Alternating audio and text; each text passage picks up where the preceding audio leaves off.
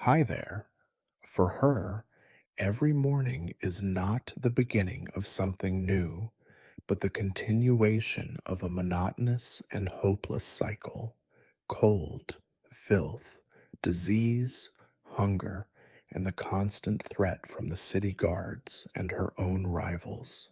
Throughout the day, she has to settle quarrels, divide food, protect the girls from the guards, teach them how to hide, to lie, and to steal when there is no other way to survive. But before you get comfortable, make sure to like this video and subscribe to the channel. Let me know in the comments which city you're watching from and what time it is there. I'm really curious to see who's joined us today. Now get cozy. We're starting. You open your eyes to the gentle drip of icy water landing squarely between them, each droplet falling from the rotten timbers above your head with the punctuality of a monk at prayer. The winter dawn is little more than a gray smudge through the cracked shutters, but it is enough to reveal the shambles that you call home. Straw, once golden, now soggy and black with age, lines the floor and emits a sour odor, a mixture of mildew, old sweat, and mouse droppings. The walls, built of wattle and daub, exhale the cold with every breath, as if the house itself resents your presence. You have been dreaming, again, of warmth. Not the smoky, choking warmth that sometimes seeps from your neighbor's hearth and brings with it the stench of burnt cabbage, but true warmth, the kind that makes your limbs feel heavy with safety and your mind drift somewhere sweet and soft. Of course, you have not felt that in years, perhaps never at all. Instead, you awaken in the same filth and gloom that marked the end of yesterday. Your shift, once a dull blue, is now the color of dishwater and just as appealing. You gather it around yourself, shivering, and contemplate the distance between your bed, if you dare to call a pile of straw a bed, and the bucket in the corner. The urge to relieve yourself wars with the reluctance to set bare feet on the freezing, sticky earth. Mice have chewed holes in the corners, and you suspect from the scratching noises that some of them are not alone in there. Rats, too, make themselves at home in your palace. In the middle of the night, you heard one scurrying over your foot, its tail brushing your skin like the hand of a corpse. You do not bother to light a candle. Even if you had one, the rush of cold air would snuff it out, and you would be left cursing and groping for the flint. Instead, you rise and fumble through the half dark, arms wrapped tight around yourself, listening to the sounds of your world. The coughs and wheezes of your neighbors echo through the thin walls, along with the sullen thuds of bodies turning on hard floors. Someone is already arguing about stolen bread, a man's voice, sharp and desperate, and a woman's voice, hoarse with exhaustion. This is how every morning begins. There is no dawn chorus, no bird song, only the chorus of the hungry and the hopeless clamoring through the alleys and over the rooftops. Somewhere, a dog barks, then yelps as it is kicked. From farther off, you hear the clatter of a night soil cart rumbling over cobblestones, the contents slopping out in a stinking arc. You could lie back down and wish yourself elsewhere, but there is little sense in that. The day will come for you, whether you rise or not. Your stomach aches with emptiness, but you can ignore it for now. The taste of last night's meal, if cabbage water and stale crusts qualify as such, still lingers in your mouth, thick and sour. You wish for wine or even fresh water, but the barrel in the yard is frozen solid, the surface glimmering with ice, so clear you can see the dead insect trapped inside. There is no privacy in this place. Behind you, the wall shakes as your neighbor shuffles past, humming tunelessly to herself. You know her.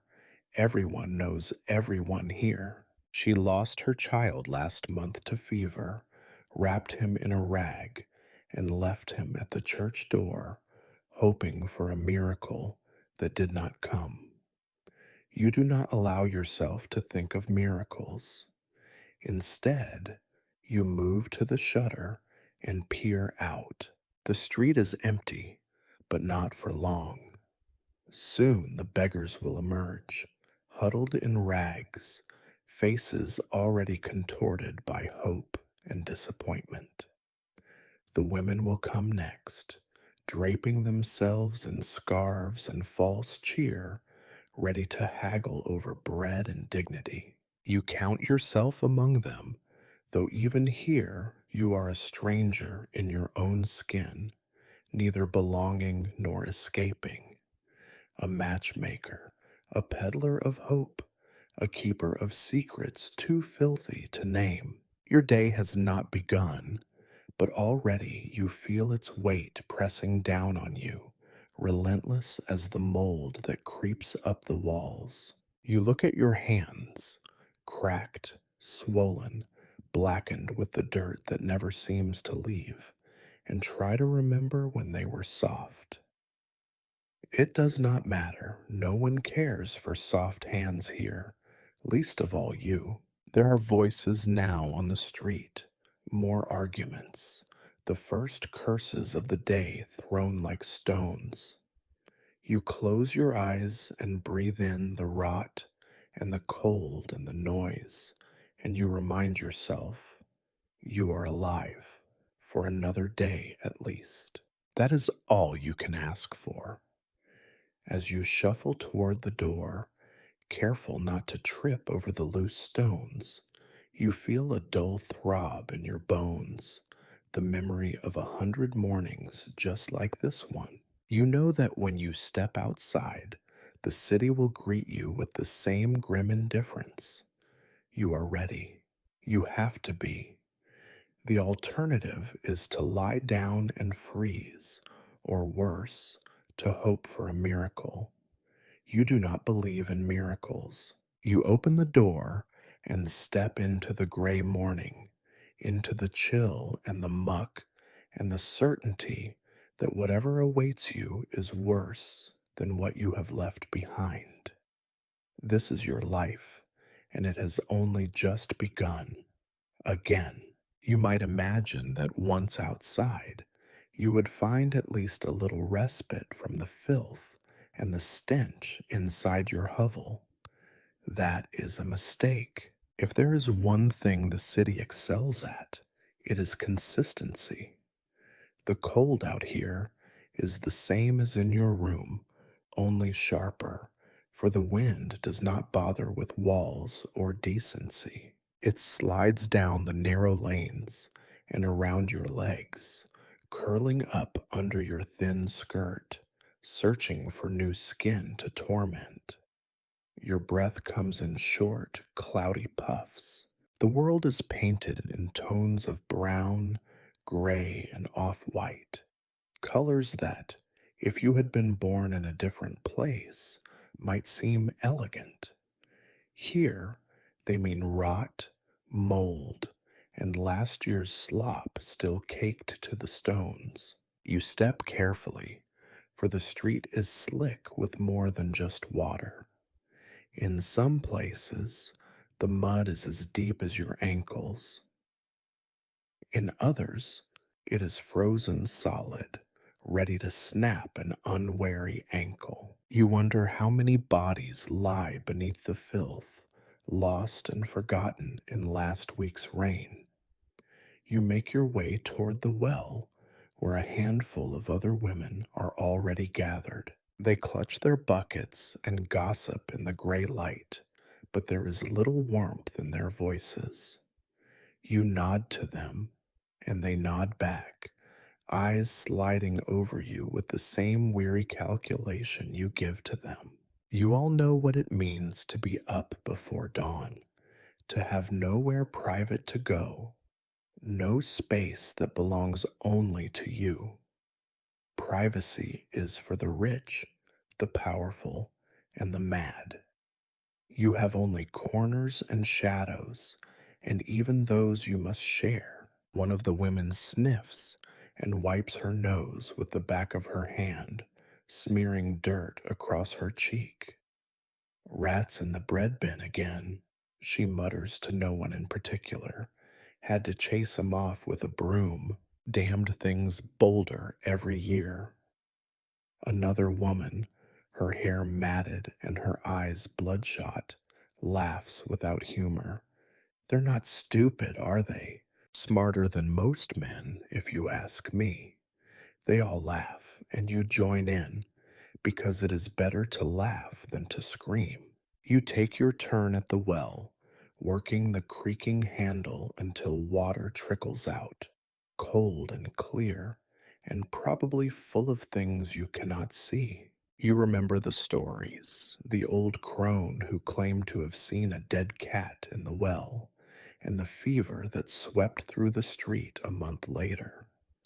There are always stories. There is never any proof. You dip your fingers into the icy water and rub at your face, knowing it will do little to remove the grime. It does, however, make you shiver, and for a moment you feel awake, sharply, painfully awake. The water stings where it touches the cracks in your skin, tiny wounds left by last week's frost. You consider washing your shift, but you know it is pointless.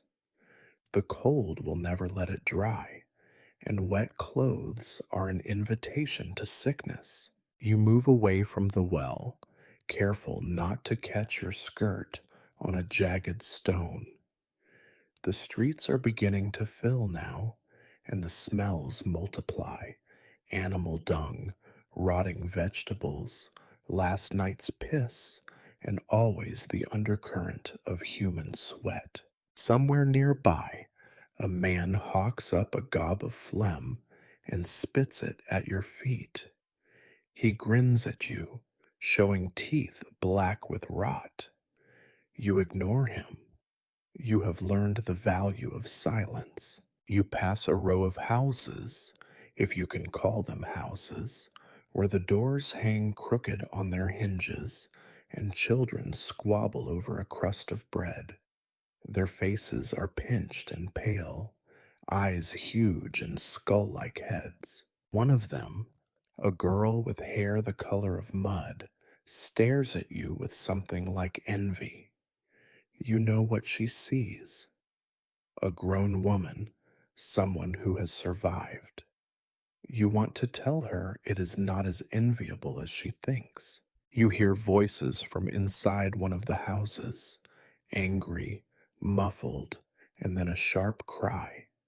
You know better than to stop or interfere. Life here is one long parade of other people's business, and the only way to keep your own skin whole is to mind your tongue and your feet. You head for the communal latrine, little more than a pit in the ground, surrounded by 3 sagging boards, and the hope that no one will watch you squat. Of course, there is always someone watching. Today it is a boy no older than 10, face streaked with filth, arms wrapped around his knees as he waits for his turn. You glare at him, but he just stares back, unblinking. You do your business quickly, wishing for a scrap of cloth, even one not already stiff with use. But rags are scarce, and so you make do. You always do. You return to your hovel, crossing paths with a neighbor, old Marta, stooped and toothless, her breath fogging the air. She hitches up her skirt and scowls. You going to the market later? She asks. You nod because it is expected and because there is no other answer. The market is where news is traded, and news is as necessary as bread. You trade in both, after all. Back inside, you scrape a crust of bread from the table and chew it slowly, each bite an effort.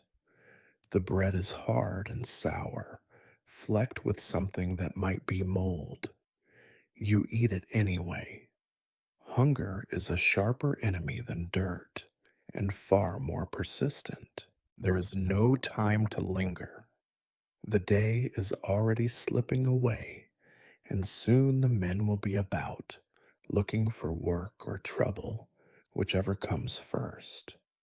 You pull your shawl tighter and prepare to go out again. You check your meager belongings: a comb with half its teeth broken, a kerchief, a handful of coins wrapped in a scrap of cloth.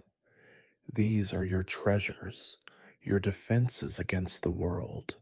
They are not much, but they are yours. As you leave, you pause at the door, listening. You hear laughter, crying, curses, and the endless grinding shuffle of feet on stone. The city is awake now, and you are just another shadow among many, drifting through a world without comfort, without rest, without even the dignity of solitude. Here, every moment is shared: your joys, your pains, your shame, even your filth is communal. You take a breath, feel the cold fill your lungs, and step forward. There is work to be done, and no one will do it for you. In this city, privacy is as rare as kindness, and both are fleeting as the morning fog. You walk on, bracing yourself for the day ahead, knowing that whatever happens, it will leave its mark on your body, on your soul, and most of all, on the never ending grime that clings to everything you touch. You shuffle through the streets, your feet already numb with cold, and think about your first client of the day. Client, such a grand word for what he is. In a better world, you might be called a matchmaker, a bringer of happiness, even a broker of dreams. Here, in the squalor and grayness, you are little more than a broker of fleeting comfort. Sometimes you wonder if you are a merchant or a scavenger, but those are thoughts for quieter moments. Today, you must be practical. The man is waiting for you in the narrow alley that stinks of spoiled fish and urine. You recognize him by his limp and the battered cap pulled down over thinning hair. He is a regular, one of those men who exist on the fringes, not poor enough to starve, not rich enough to forget what hunger feels like. His hands fidget as you approach. His eyes dart up and down the alley, searching for witnesses or perhaps for mercy. You greet him with a nod. There is no need for small talk. He knows why you are here, and you know what he wants. He smells of sweat and stale beer. His eyes are red, and his lips are cracked. He thrusts a bundle at you, a crumpled half loaf of bread, dark with age, wrapped in a piece of greasy cloth. You try not to look disappointed. The bread is hard as stone, but it is more than many will eat today. In another life, you would be grateful. In this life, you simply add it to your mental tally. You know every crumb, every coin, every favor owed. The man glances around again and lowers his voice. You got anyone? His tone is hopeful and ashamed in equal measure. You know that look, the look of someone desperate for touch, for something soft in a world made of sharp edges. You mention a name, one of your girls, and he nods. You do not tell him that she is barely awake, that she has not eaten in 2 days, that her cough has grown worse. He does not ask. No one ever asks about the girls' health, their hearts, their futures. No one wants to think about what happens when the transaction ends. He asks you where and when. You whisper a time and a place, always a different place, always a little less safe than the last. He hands you something else, a silver coin, dulled by age, with grime pressed deep into the grooves. You pocket it quickly, not daring to check if it is real. This is your role, to take, to give, to remember, to forget. You are the middle woman in a trade where everyone loses something and no one gains anything worth keeping. You watch him limp away, clutching his bread as if it might turn to gold. For a moment, you pity him. For a moment, you pity yourself. Then you remember the stories Marta used to tell about girls who grew soft and sentimental, girls who ended up cold and alone, or worse. You tuck your pity away, wrap it up tight, and go about your business. You make your way to the tiny room where your girls sleep, pressed together on filthy straw.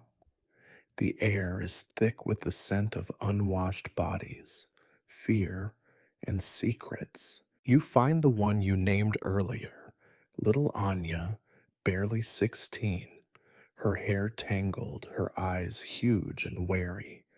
She looks at you, waiting. You tell her what is needed. She nods, lips pressed into a line. There is no argument, no surprise. This is her life now, as it is yours, to accept what comes, to endure. You give her a scrap of cloth and the tiniest bit of encouragement you can muster, a lie perhaps, but you have nothing else to offer. Eat something if you can, you tell her, and hand her a corner of the hard bread. She thanks you in a whisper, as if gratitude might break the spell of the morning. You leave her there, gathering herself for what comes next, and step back out into the street. The world does not care what you have done. The clouds scuttle overhead, the rats dig in the gutters, and the city lumbers on, indifferent to your guilt or your hunger. You pause at a corner, pressing your back to a damp wall. For a moment, you let yourself breathe. You think about what it means to be a matchmaker in a place like this, to barter hope and flesh for moldy bread and the occasional coin. You wonder if, somewhere in the world, there is someone who wakes in silk sheets, who eats warm meat every day and laughs at stories by the fire. You wonder if such people know how lucky they are, or if they too feel the cold in some other way. A woman passes by, her face hard and suspicious, her arms wrapped around herself. She glances at you, judging, and you return her gaze with one of your own. There is no kindness between you. Kindness is a luxury none of you can afford. You know you must keep moving. There will be more men like your first client.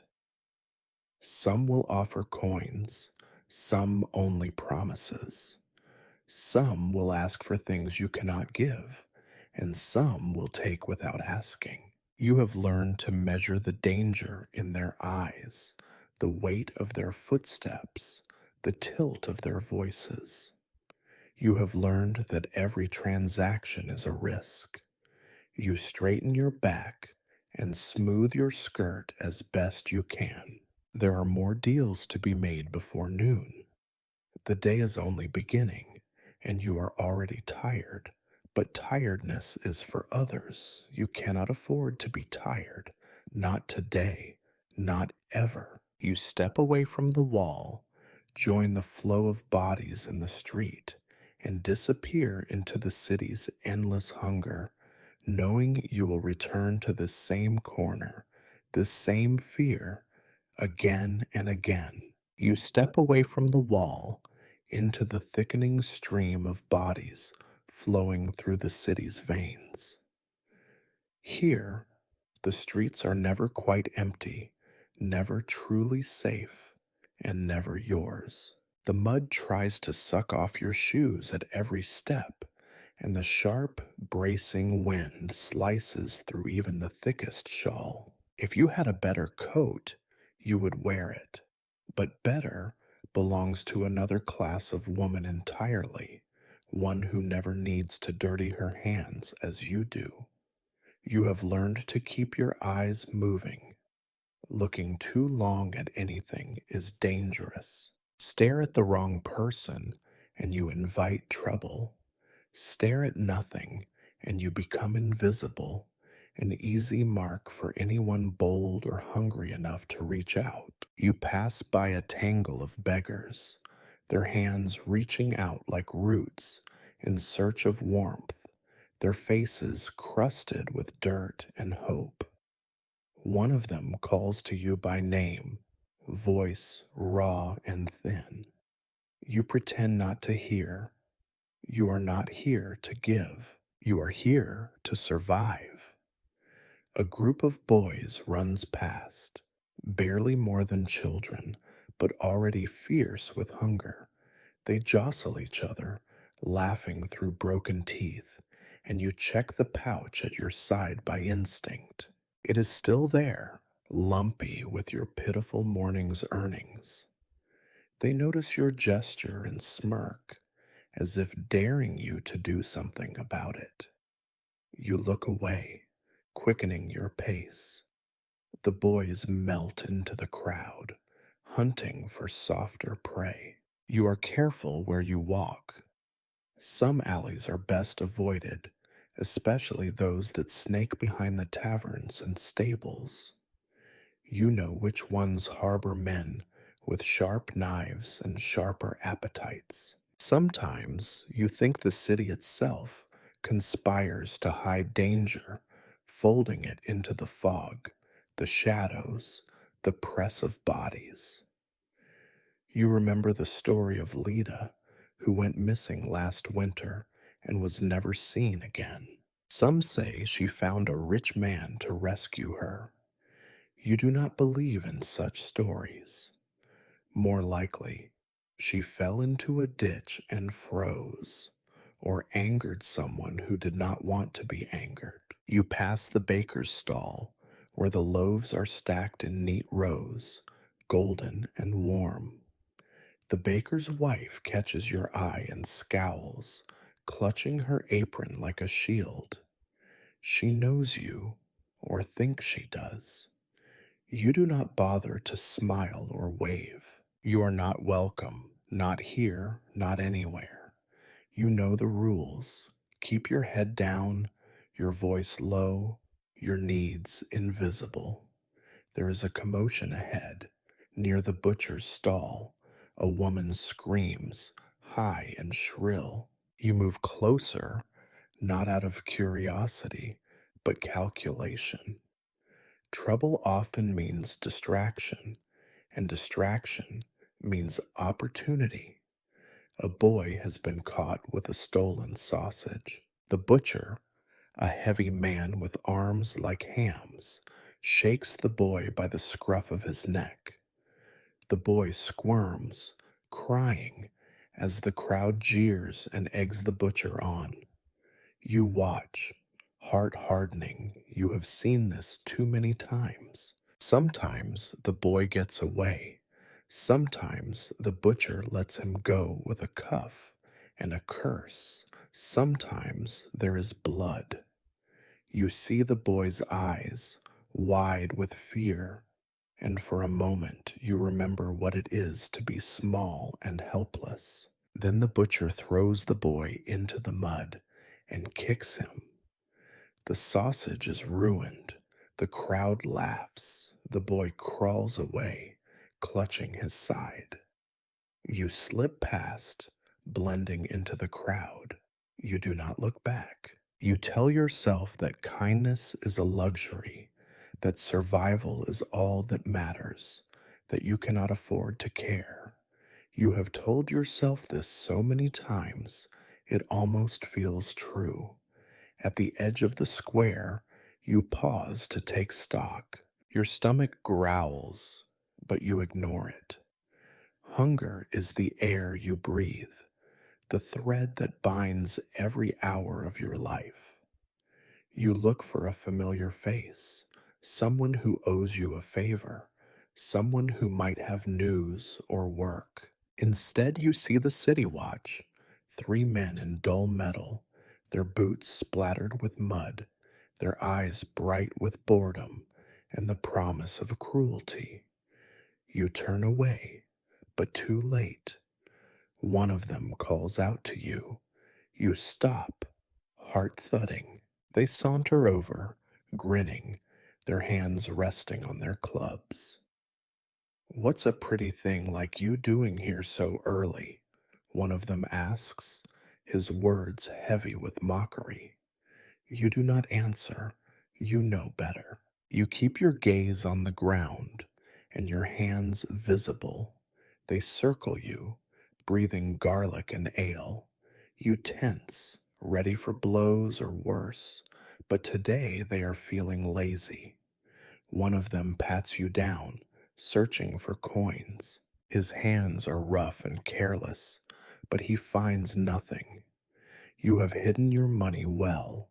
He swears and shoves you back. "Keep moving, rat," he says.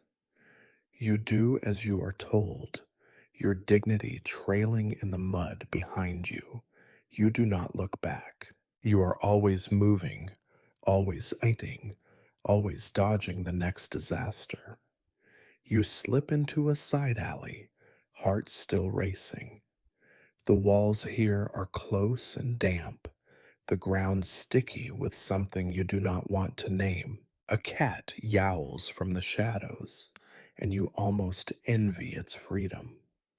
You wonder, not for the first time, what it would be like to run away, to vanish, to start again somewhere cleaner and kinder. But you know there is nowhere else. The world is the same everywhere, cold, hungry, dangerous. A woman crouches at the far end of the alley, picking lice from her child's hair. She glances up as you pass, her eyes dull and resigned. You nod to her, an unspoken acknowledgement of shared misery. There are no friends here, only allies of circumstance.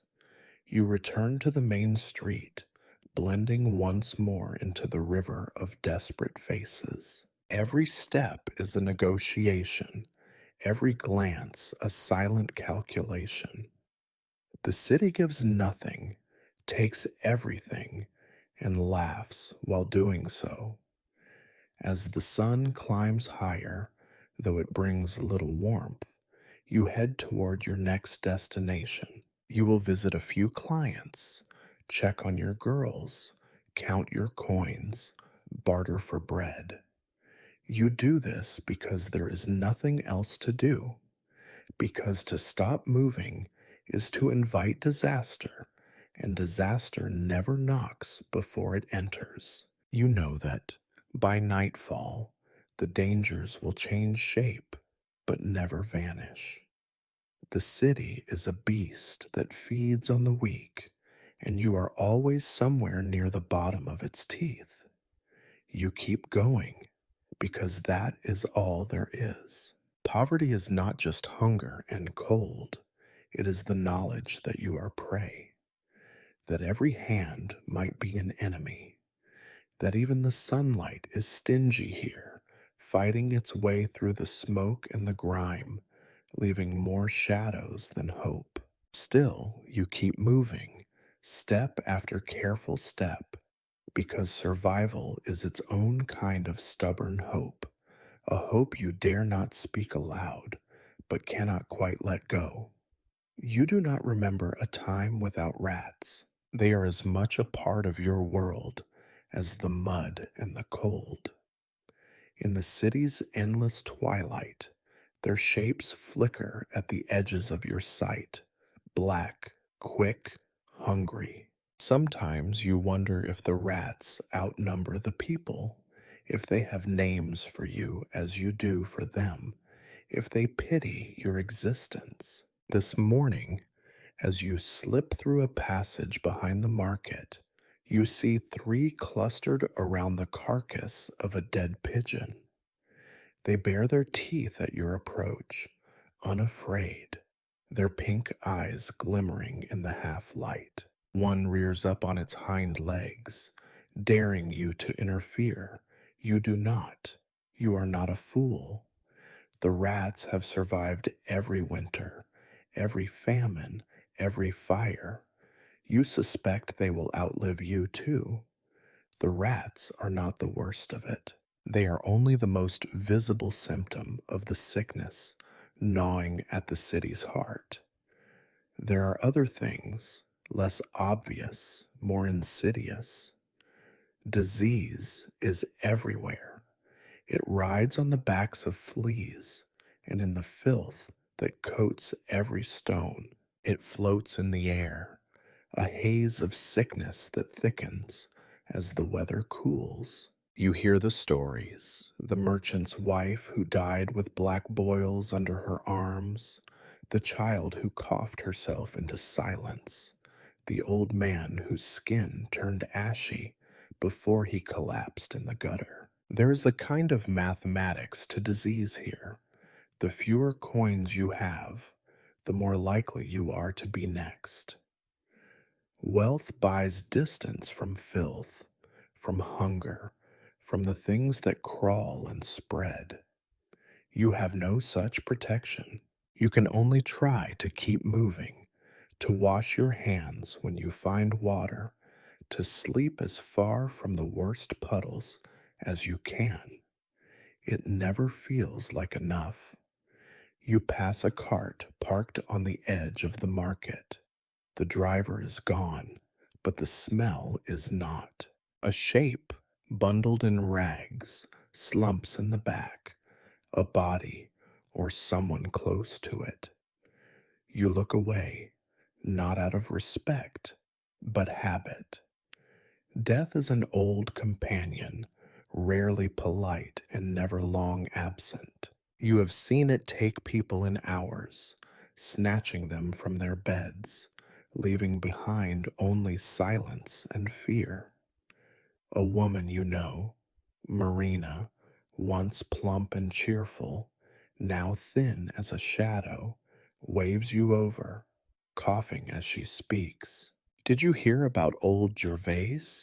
Gone in a night. Fever took him, then his daughter. The priest said it was punishment, but he says that about everything. You nod, unsure what comfort to offer. You watch her wipe her nose on her sleeve, the stain spreading dark and wet. You want to step away, but she clings to your arm, her fingers cold and desperate. You know what she is asking. Do you feel it too? Do you wake with chills, with aches, with dread? Of course you do. Everyone does. You remember when Marta died. She had a cough for weeks, but nothing serious, she said. Then, one night, her breath rattled and stopped. You watched them carry her away, wrapped in her own blanket. No priest came, No candles were lit. There was no money for prayers or proper burial. The city swallows its dead as quickly as its living, and nothing marks their passing but the brief relief of those left behind. One less mouth, one less chance to be next. There is no medicine for you. The apothecary's shop, with its neat shelves and bright glass jars, is for the rich, or at least for those who can beg convincingly enough. Sometimes you pass by, peering through the dirty window at the rows of powders and herbs, wondering what they smell like, if they work, if the man behind the counter would spare you a pinch of something for a favor. But you know the answer. The herbs are not for the likes of you. Instead, you rely on the old ways. A poultice of onion for a fever, a rag soaked in vinegar for a wound, a whispered charm against bad air. The wise women, those who have survived long enough to learn a thing or two, trade their knowledge in low voices. Sometimes their advice helps, sometimes it does not. You remember Marta's stories, how garlic hung by the door kept away death, how a pinch of salt under the tongue could break a curse. You do these things too, because hope is harder to give up than you want to admit. You cough just once and taste iron of it in the street and keep moving. There is no time to be sick, no place to rest. Your body aches in a dozen places, but you tell yourself it is nothing, just the cold, just a hunger. To admit otherwise is to invite disaster. At the edge of the street, a child sits against a wall, skin flushed and eyes glazed. His mother holds him, rocking back and forth, whispering prayers you recognize. The boy does not move. No one stops to help. There is nothing to give. You step around them, feeling the weight of your own helplessness like a stone in your belly. Later, in the crowded room where your girls gather, you notice one of them shivering, her cheeks bright red. You press a hand to her forehead. She burns. You do what you can, wrap her in blankets, offer her water, murmur useless comfort. You wish for more, but wishes are for children and the rich. Here, in the cold heart of the city, you make do with scraps of kindness and the hope that this time the fever will pass. You know it will not be the last time. Disease is always waiting, just out of sight, its fingers reaching. You live in its shadow, as you always have. And still, you keep moving, because that too is survival to outpace the rats, the sickness, the slow, grinding hunger. You tell yourself that tomorrow will be better, though you do not believe it. You wash your hands with freezing water and pray, not to any god, but to chance itself, that you will wake again one more day, and that the rats will find someone else before they find you. You have learned over the years how to herd hope. It is a skill as valuable as any, maybe more. You keep your flock close, never too far apart, always in sight of each other. Your girls, your lost lambs, your fragile wares.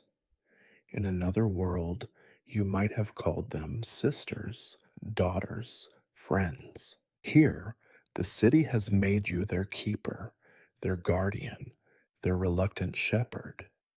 You know where to find them, even when they try to hide.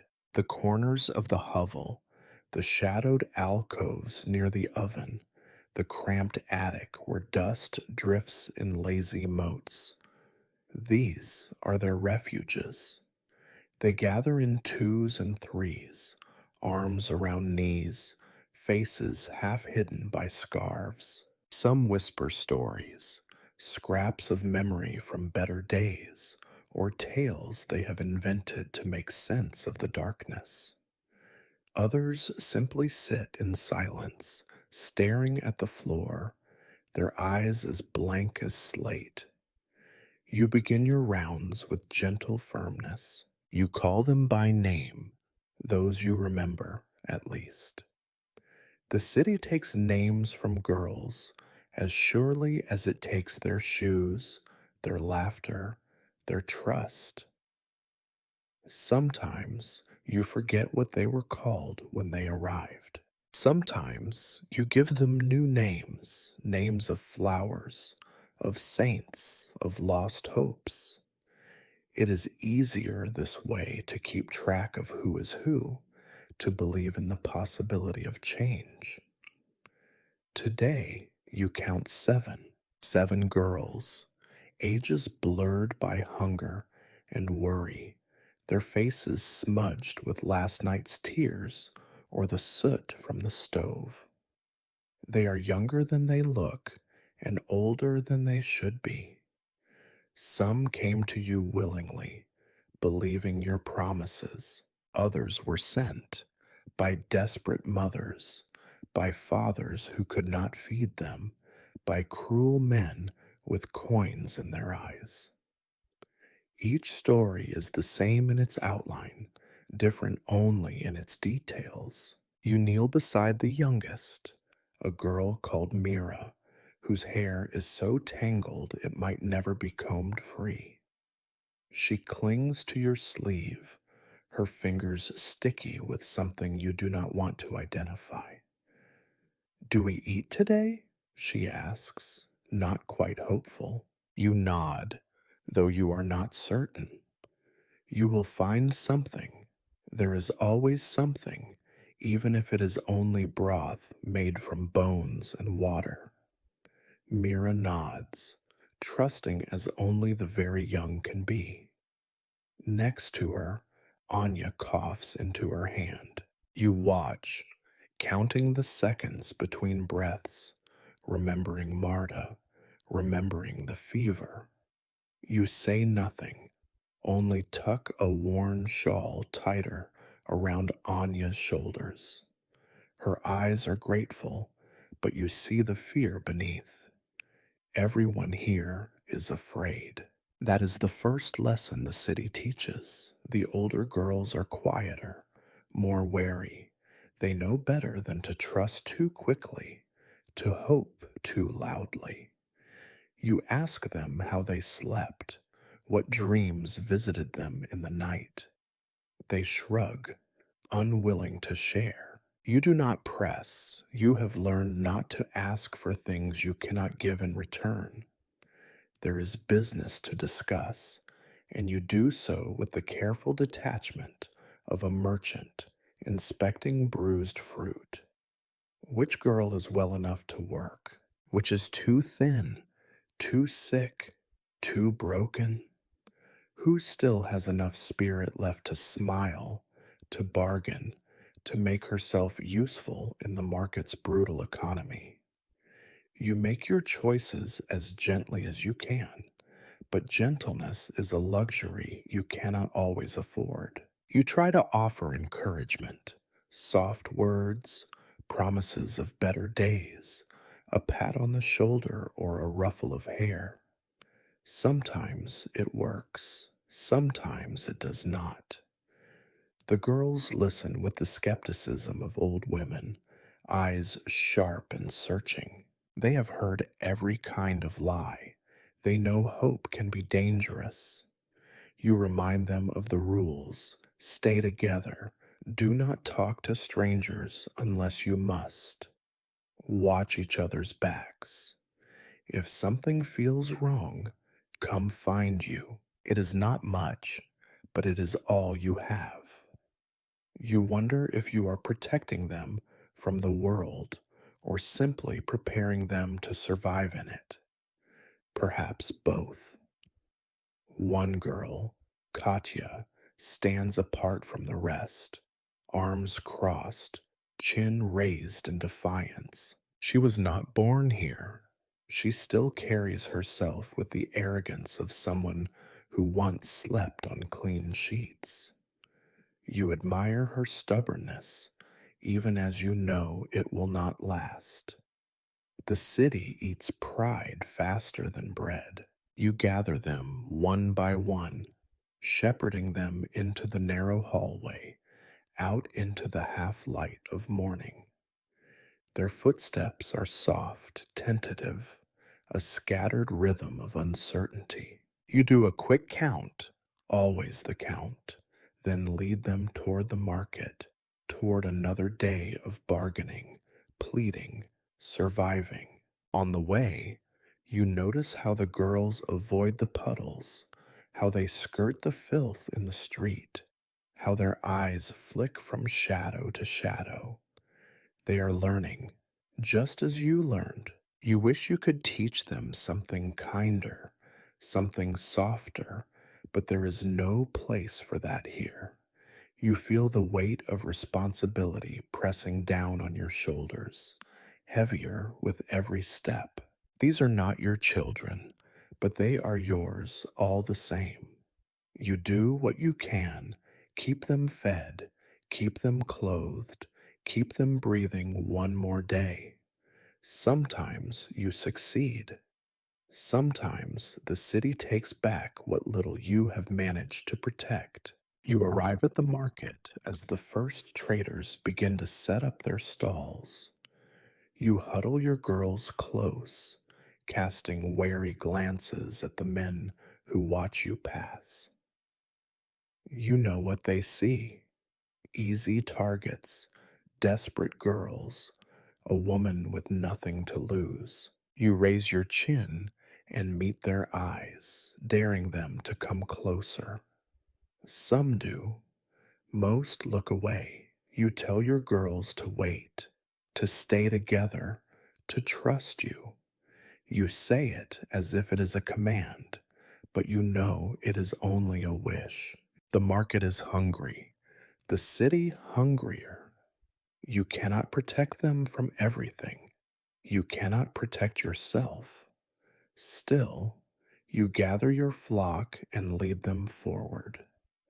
Another day, another gamble. You pray, not to any God you believe in, but to chance, to stubbornness, to whatever force keeps you all moving. You pray that today will be no worse than yesterday. You know better than to pray for more. The market always wakes before you do, as if it were some great beast shaking itself free of the city's night, hungry and irritable, unwilling to share its space with the likes of you. Stalls are little more than planks propped on barrels, covered in burlap or rotting linen.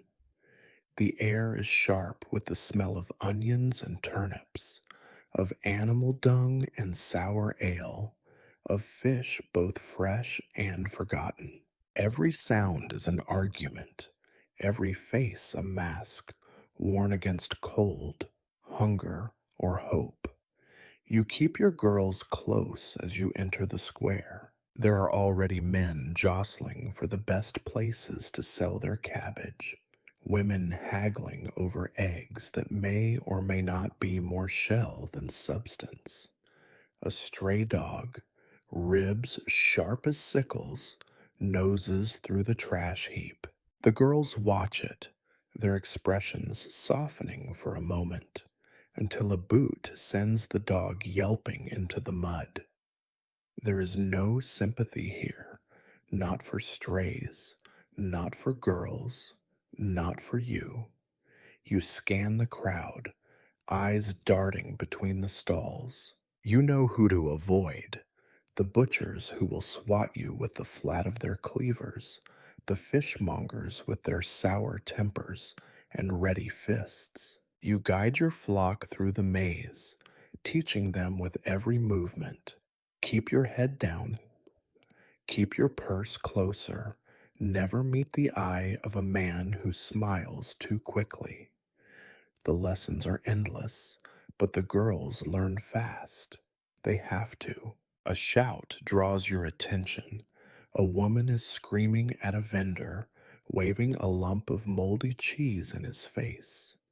The vendor shouts back, red faced and sweating, his words thick with threats. The crowd gathers, drawn by the promise of spectacle, but no one intervenes.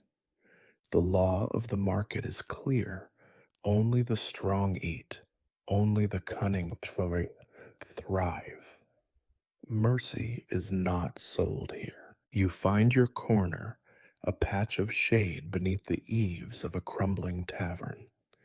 It is not much, but it gives you a view of the main thoroughfare and enough space to keep the girls huddled close. You wait, eyes peeled for your regulars, the men who pay in coins or bread, the old women who trade stories for scraps, the rare merchant with a taste for company. You watch for the city guard, too, their armor dented and their attitudes worse. They pass by in pairs, eyes sharp, hands never far from their clubs. You make a point of smiling, but never too broadly. Your first customer of the day is a man with a face like boiled beef and hands that tremble as he digs for coins. He looks at you, then at the girls, weighing his choices. You keep your voice low, your tone pleasant but flat. Bread or silver? You ask. He hesitates, then hands you a stub of sausage, half wrapped in greasy cloth. You nod, motioning to Katya, who follows him with resignation in her eyes. The transaction is silent, almost tender, but you know better than to mistake it for kindness. Another woman approaches, her clothes patched and her shoes 2 sizes too large. She offers a bag of wilted greens, eyes pleading. You take it. Every leaf counts. The girls glance at the food, their hunger almost visible, but you ration it with care. There is never enough, never. The market swells as the morning drags on. The shouting grows louder, the crush of bodies tighter, elbows dig into ribs, boots stomp on toes. Someone laughs, too loud, too sharp. A girl, yours, cries out as a boy tries to snatch her shawl. You move fast, gripping her arm, your voice cold as you warn the boy away. He scowls, but you see the hunger in his eyes. You know that look. It is the city's gift, the curse it lays on all who stay too long. As the sun struggles to climb higher, a heavy-set man in a leather apron swings his way through the crowd. He leers at you, teeth yellow, eyes hungry. You still peddling hope? He sneers. You shrug, the gesture practiced, only to those who can pay. He laughs and moves on, but you keep your eyes on him. Men like him are dangerous when ignored. By midday, the girls are flagging. Their faces are pale, their hands cold. You count your takings, a few coins, a handful of bread crusts, some shriveled carrots. It is enough for today, if no one falls sick or disappears. You tell yourself it is enough, because what else can you do? A fight breaks out near the cider stall. You see a flash of steel, hear the sickening thud of fist on flesh. The crowd surges, drawn to violence like crows to carrion. You pull the girls closer, heart pounding, praying you will not be noticed. The city guard wades in, clubs swinging. Blood stains the mud. No one remembers who started it or why. By the time it is over, two men are gone, and the cider continues to flow. You watch, numb. The market does not stop for blood, or tears, or lost innocence. It chews and swallows, day after day. The girls see it too, and you can almost hear the hope leaking from them, replaced by something harder, colder. When the worst of the day is done, you gather your flock, counting heads again, always again. You lead them away from the market, out through the alleys where the shadows are longest and the stones are slick. You tell them they did well, though you know it is a lie. No one does well in the market. Some simply do not lose as much as others. You walk home with your small bundle of spoils, your empty stomach, your aching bones, and the knowledge that tomorrow you will come back. You have to. The market is brutal, but it is all there is. The girls huddle close as you walk, their eyes wide, their hands gripping yours or each other's sleeves. They do not speak, and neither do you. Words would only remind you of everything the market takes that it never gives back. At the end of the day, as dusk creeps over the rooftops and the cold settles in again, you count your girls one last time. They are all here for now. You breathe a little easier, though you know it is temporary. You survived another morning in the brutal market. You will try again tomorrow. The market has always been a theater of humiliation, but it is in the haggling that you find its sharpest stage. For a few scraps of bread or a chipped coin, your dignity becomes a bargaining chip, tossed from hand to hand, as insubstantial as smoke. You know this, the girls know this, and, worst of all, your customers know it too. It begins with the bargaining. You are approached by a man whose coat was once fine, but now is stained at the cuffs and patched at the elbows. He inspects the girls as if they are livestock at auction, squinting at their faces, frowning at a bruise here, a cough there. He sighs loudly, as if disappointed by the quality of your wares. You know the routine. It is a game, but only one side is ever allowed to win. Too thin, he says, poking at Katya's arm as though checking the ripeness of a melon. That one's eyes are too close together. That one looks sick. He sniffs, making a show of considering. I will give you half a loaf and not a crumb more. You shake your head.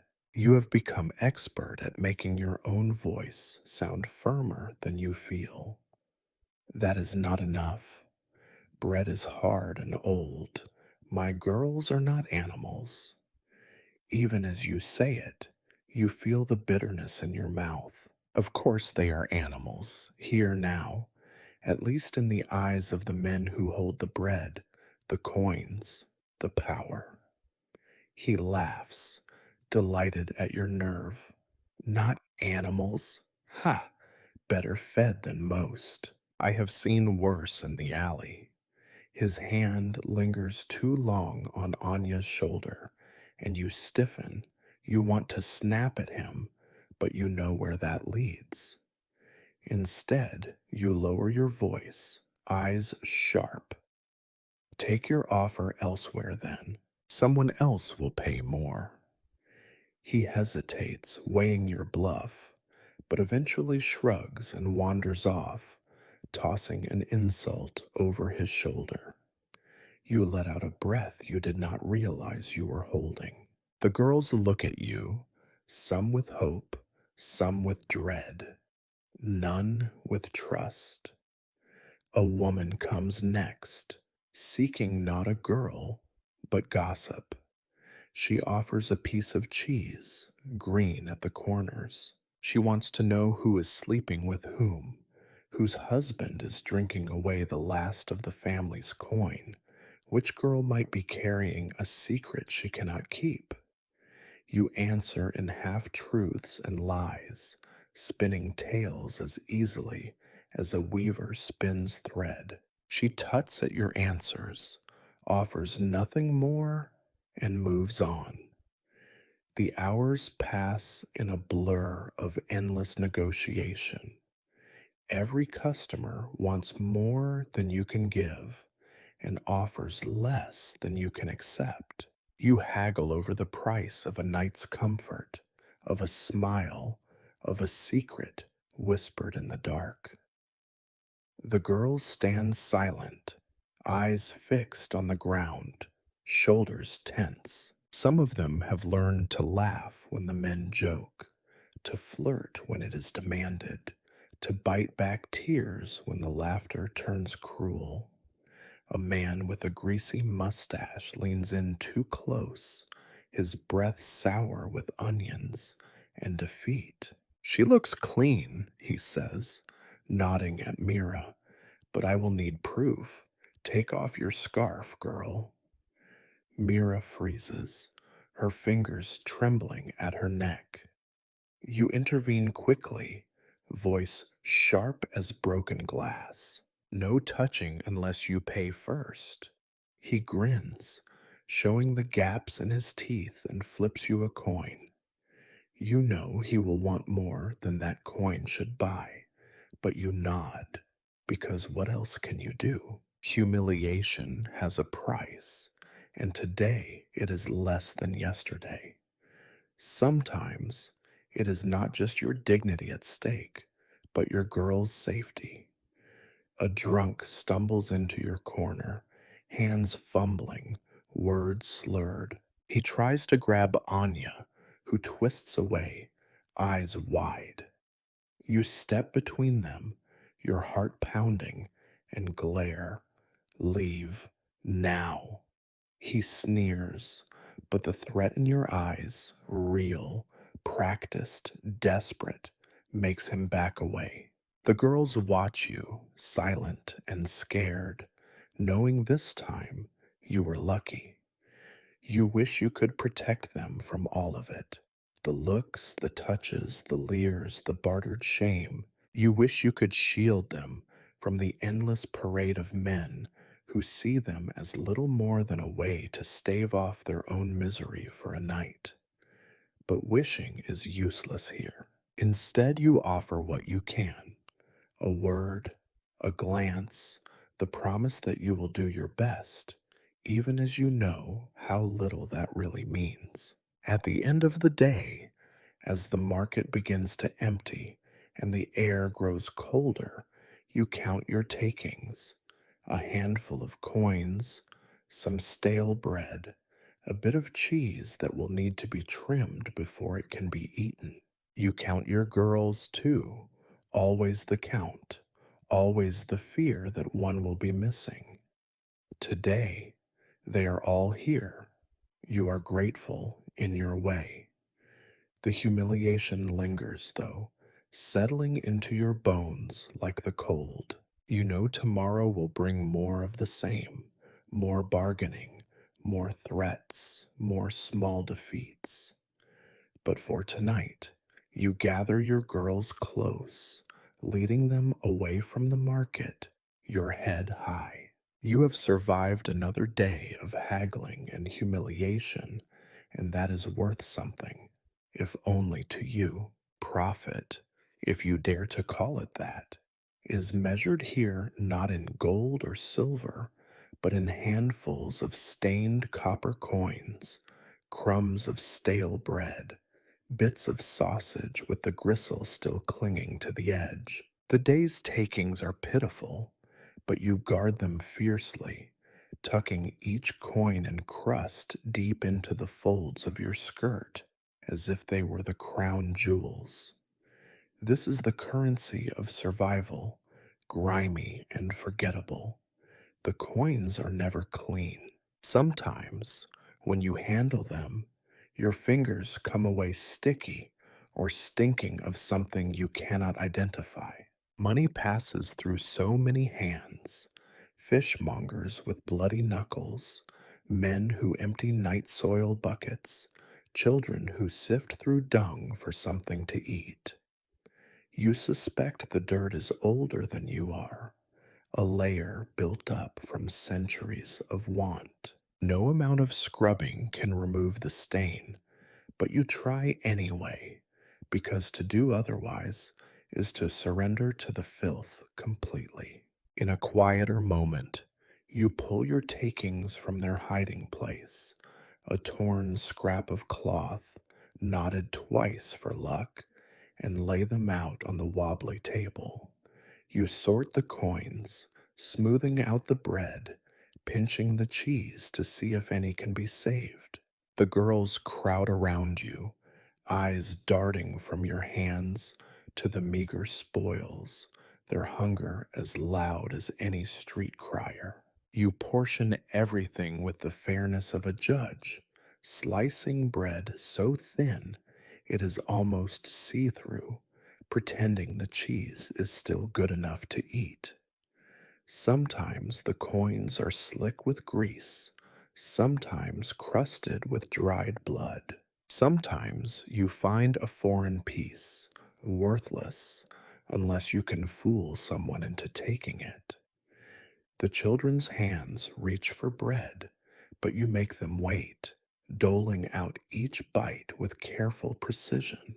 There must be enough for the evening, for tomorrow, for however long you can make it last. Hunger is a constant, profit only an occasional accident. You try to count the coins, but you lose track. Your hands are trembling from cold, from exhaustion, from the weight of what little you have managed to collect. One girl, Mira, tries to stifle a cough as she chews her portion. Another, Katya, glares at her crust, as if sheer anger might transform it into a feast. You cannot blame them. Even your own peace tastes of dust and disappointment. You save the best for yourself, not out of selfishness, but necessity. If you fall, the girls will scatter like frightened birds. Someone must keep the profit, must know where it hides, so you eat your bread in the corner, away from their stares, pretending not to notice their resentment. Leadership is a thin blanket, barely covering your shame. Your hands, after a day in the market, are a testament to what you have endured. They are lined with dirt, the nails split and blackened, the knuckles swollen. Sometimes you remember your mother's hands, soft and scented with herbs, but the memory feels like a cruel joke. You stare at your own hands in the twilight and wonder when they changed. When did they become claws, tools for prying, for scraping, for clutching what little you can? There are moments, brief and unwelcome, when you think about the things these hands have done. The bargains made, the secrets kept, the lies told. You tell yourself it is all for survival, but survival in this place is never clean. Each coin in your pouch has been bought with something, sometimes pride, sometimes flesh, sometimes the slimmest scrap of hope. You do not count the cost. You cannot afford to. As night falls, you try to wash away the day. You scrape your hands with sand, with vinegar if you can steal it, with scraps of old cloth. The water in the barrel is gray, flecked with ash and straw. You plunge your hands in, ignoring the sting of cold, and watch the dirt swirl away in slow, ghostly clouds. No matter how long you scrub, the stains remain. Under your nails, in the lines of your palms, there is always something left behind. The filth is a second skin. Sometimes, when you lie awake at night, you think about what it would feel like to be truly clean, to sit in a tub of warm water, to smell of lavender instead of sweat and smoke, to run your fingers through your hair and feel nothing but softness. It is a dream you cannot afford. Cleanliness is for the rich, for those who can buy it and guard it and keep it safe behind locked doors. You know your place, and your place is here, with the dirty coins and the broken bread and the hands that never quite come clean. You stare at the day's profit, such as it is, and wonder if it is worth the price you pay. But then you look at the girls, huddled together on their straw mats, already drifting toward uneasy sleep, and you know there is no other choice. This is what survival looks like. This is what profit feels like: filthy, fleeting, necessary. You wrap the coins in their cloth, tuck them deep beneath your bed, and curl your filthy hands around your knees. Tomorrow, the market will open again, and you will do it all once more. There is no other way. The city is not just a collection of mud and misery. It is also a battleground, and you are not the only fighter. For every crust of bread, for every fleeting coin, there is someone else with outstretched hands and sharp elbows, someone who wants what little you have. The city breeds rivals the way it breeds rats, endlessly, hungrily, without mercy. Your chief competitor is a woman called Daria. She is older than you by a handful of hard years, with iron gray hair and a mouth full of broken teeth, her laughter as sharp as broken glass. Some days you almost respect her. Most days you avoid her. She moves through the alleys with the confidence of someone who has nothing left to lose, her girls trailing behind her like a tattered banner. You know her gaze, quick, shrewd, always searching for advantage. You encounter Daria at the well one morning, her girls clustered around her, thin arms crossed, eyes wary. The well itself is the only source of water that has not turned completely to filth, and so it is a battlefield of its own. She nods to you, and you nod back, wary as cats in the same yard. Your girls look thin, she says, voice oily with false concern. Business slow? You shrug, giving nothing away. We manage. She grins, and you see the hunger in her eyes. I hear one of yours coughed blood. Watch that. Disease scares customers. You smile back, as sweetly as you can manage, though your teeth grind together. Better coughing than crawling with lice. At least my girls still have their hair. She laughs, and her girls titter behind her, eyes flickering between you and your flock. The market is not just for selling, but for posturing, for showing strength, making threats, marking territory. The insults are currency, traded as carefully as coins. It is not just Daria you must watch. There are whispers everywhere. Girls who will steal from you if you turn your back. Customers who promise payment and vanish. Neighbors who report your dealings to the guards for the price of a mug of sour beer. Trust is not just rare, it is dangerous, a weakness others will exploit. You remember when Katya, one of your stronger girls, disappeared for half a day. She returned with new bruises and a sack of onions, eyes hard, lips sealed. You did not ask what happened later. You learned she had tried to strike her own deal, thinking to keep the spoils. Daria's girls found her first, stripped her of her earnings, left her in the mud. Loyalty, it seems, is a luxury few can afford. You wanted to scold her, but what would you say? That betrayal is a sin. Here, betrayal is just another kind of hunger. Sometimes the rivalry turns physical. Once you caught one of Daria's girls trailing you through the lanes, her eyes fixed on your purse. You stopped, turned, and stared her down until she scurried off, cheeks burning with fear and shame. Another time, you found one of your own with a split lip and wild eyes, swearing she'd been jumped by two shadows in the dark. You patched her up, but you know such wounds are warnings. Next time, it could be worse. The guards do not care about your wars.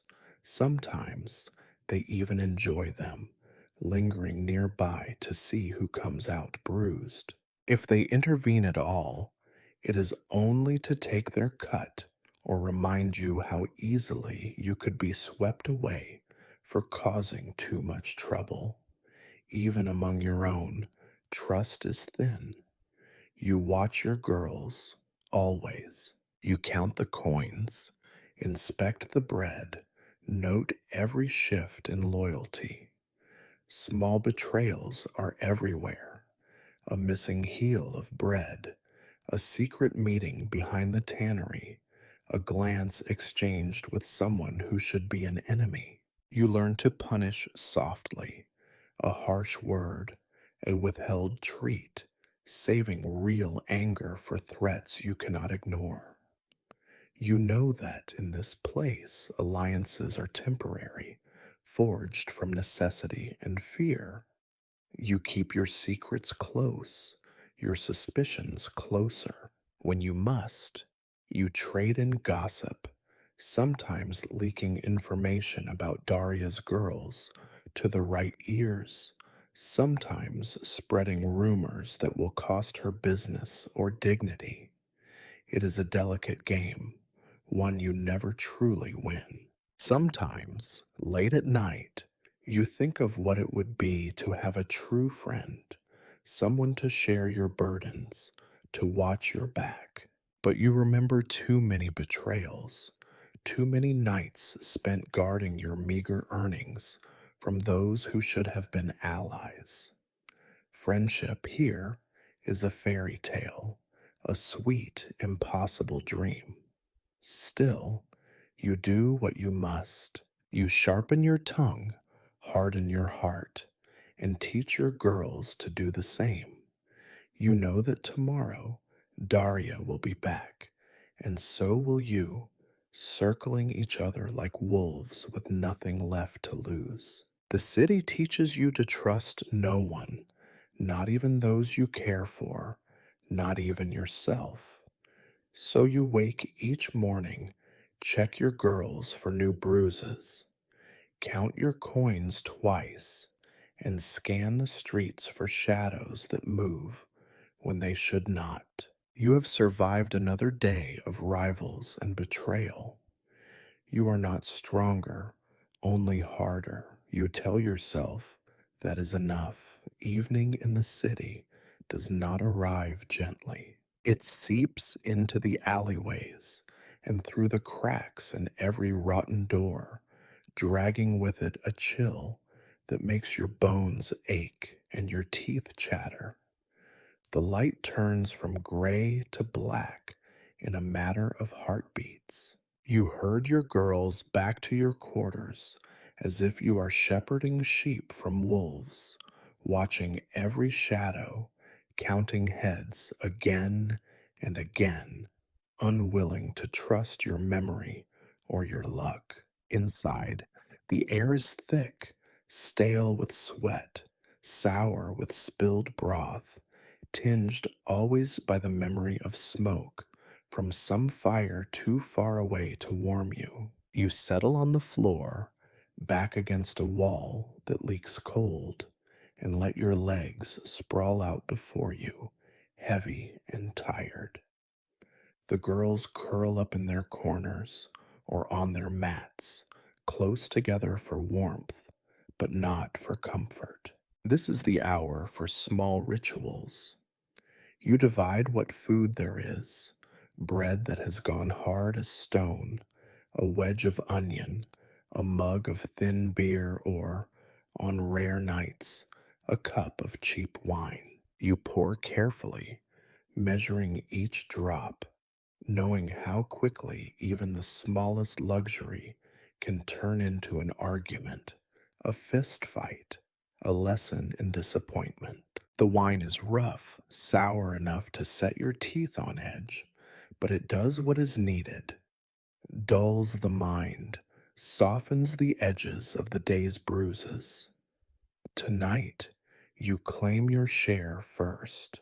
Leadership is lonely, but it comes with this one privilege: the first sip, the biggest crumb, the right to sit near the door. You drink, swallowing the wine in two quick gulps, feeling the fire crawl down your throat and settle in your belly. For a moment, it almost feels like warmth. One by one, the girls take their share. Some mutter thanks, others stare at the wall, lost in their own thoughts. The youngest tries to smile, but her teeth chatter in the cold. Mira hums under her breath, an old tune from a childhood that ended too soon. The others join in, hesitant at first, voices thin as thread. The songs that survive here are not ones of hope or glory. They are laments, songs of lost lovers, of ruined crops, of mothers who wept as they watched their children go hungry. The words are familiar, worn smooth by repetition, and heavy with the weight of too many broken promises. You listen, not joining in, your voice too ragged and your heart too tired. Still, the music fills the darkness, if only a little. Outside, the city howls. Somewhere in the alley, a dog barks, and then a voice yells, anger or fear or both. You tense as always, expecting a fist on the door, the clatter of boots, the sound of trouble drawing near. But tonight, trouble passes by, seeking easier prey. As the singing fades, the room grows quieter. Some girls begin to weep, silent tears tracing lines through the dirt on their cheeks. Others stare into the darkness, eyes wide and unblinking, haunted by memories you will never know. You say nothing. There are no words for this kind of sorrow. Instead, bad, you reach for the jug of beer, passing it around the circle, letting each girl take a mouthful, washing down the day's shame with something that burns less than memory. You find yourself thinking of Marta again, her voice low and soft as she sang the old songs, her hands steady even when her heart was breaking. She used to say that singing made the hunger easier to bear, that a sad song was better company than silence. You suppose she was right. The city has no love for silence. It fills every gap with noise, laughter, shouting, the clatter of wheels, the groans of the sick. Tonight, after the beer is gone and the last crumbs are shared, the girls drift off to sleep. Some lie side by side, clutching each other for warmth. Others curl up alone, their bodies twisted tight as knots. You sit in the dark, back against the wall, watching the shadows crawl across the ceiling. Sometimes you think about joining them, letting yourself be just another girl, another body among many, surrendering your burdens for a few hours of uneasy rest. But you cannot.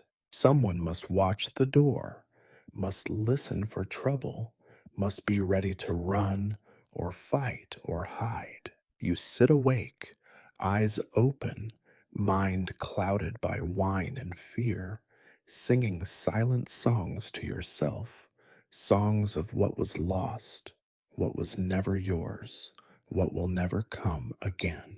Outside, the city sings too, in its own way, a chorus of suffering, a lullaby of despair. And still, beneath it all, life goes on. You have survived another day, another night. You have earned your sip of wine, your sad song. Tomorrow, you will wake to the same hunger, the same cold, the same endless round of bargain and loss. But for now, you let yourself drift, just for a moment, on the thin comfort of company and song. You do not believe in happy endings, but you believe at least in getting through one more night. Night in the city is a time for fear, but not only fear of shadows or the cold. It is fear of footsteps in the wrong place, fear of those meant to protect you, fear of the city's other law, corruption, shameless and inescapable. You sit with your back to the door, half dozing, when you hear it, the heavy tread of boots, slow and deliberate, crunching on the broken flagstones outside. You do not need to look to know who it is. The girls are already awake, holding their breath, clutching at each other in the dark. The city guard comes in pairs, always at night, always when they are least wanted. Their armor is battered and never polished. Their faces are round with drink and pride, their voices too loud for the hour. They pound on the door, then shove it open without waiting for an answer. You do not rise. You sit where you are, spine straight, hands open, eyes steady. You know better than to show fear. They can smell it. Tonight it is Ivan and Miklos, both regulars, both more interested in their own gain than any law. Ivan is the talker. He leers as he enters, scanning the room, weighing the girls with the cold calculation of a butcher sizing up meat. Miklos is silent, eyes flat, always watching for something to steal. You hate them both, but you keep your face blank. Evening, ladies, Ivan says, smirking. Cold night, eh? You nod. You say nothing more. Words are currency here, and you will not spend them cheaply. Ivan grins, flashing a mouthful of broken teeth. We were just making our rounds, keeping the peace. You got something for us? You force yourself to smile, as if the whole exchange is some great joke. You know the game. If you are lucky, you will escape with just a handful of coins gone. If you are not, you will lose more. You reach for your pouch slowly, so Miklos will not mistake the movement for a threat. You pull out two coins, pressing them into Ivan's palm. The metal is warm from your body, a tiny fortune for someone who has nothing. Ivan weighs the coins, then shrugs, slipping them into his own pouch as if it were only right. Miklos prowls the edges of the room, looking for anything left out: a bit of bread, a scarf, a girl who looks too slow to protest. You keep your eyes on him, cold and sharp. Sometimes that is enough to make him stop. Sometimes it is not. Tonight he snatches a chunk of bread from Mira's hand. She whimpers, but you hush her with a look. Ivan sits down on the nearest stool, stretching his legs. Heard there was trouble at the market today, he says, picking at his teeth. Some folks say that your girl started it. Now, that can get you in trouble, you know. You shake your head. My girls do not make trouble. We stay out of the way. He laughs, low and ugly. Of course you do. Still, peace needs to be kept. Might cost a bit more this week for the trouble. You swallow your anger. You know how this works.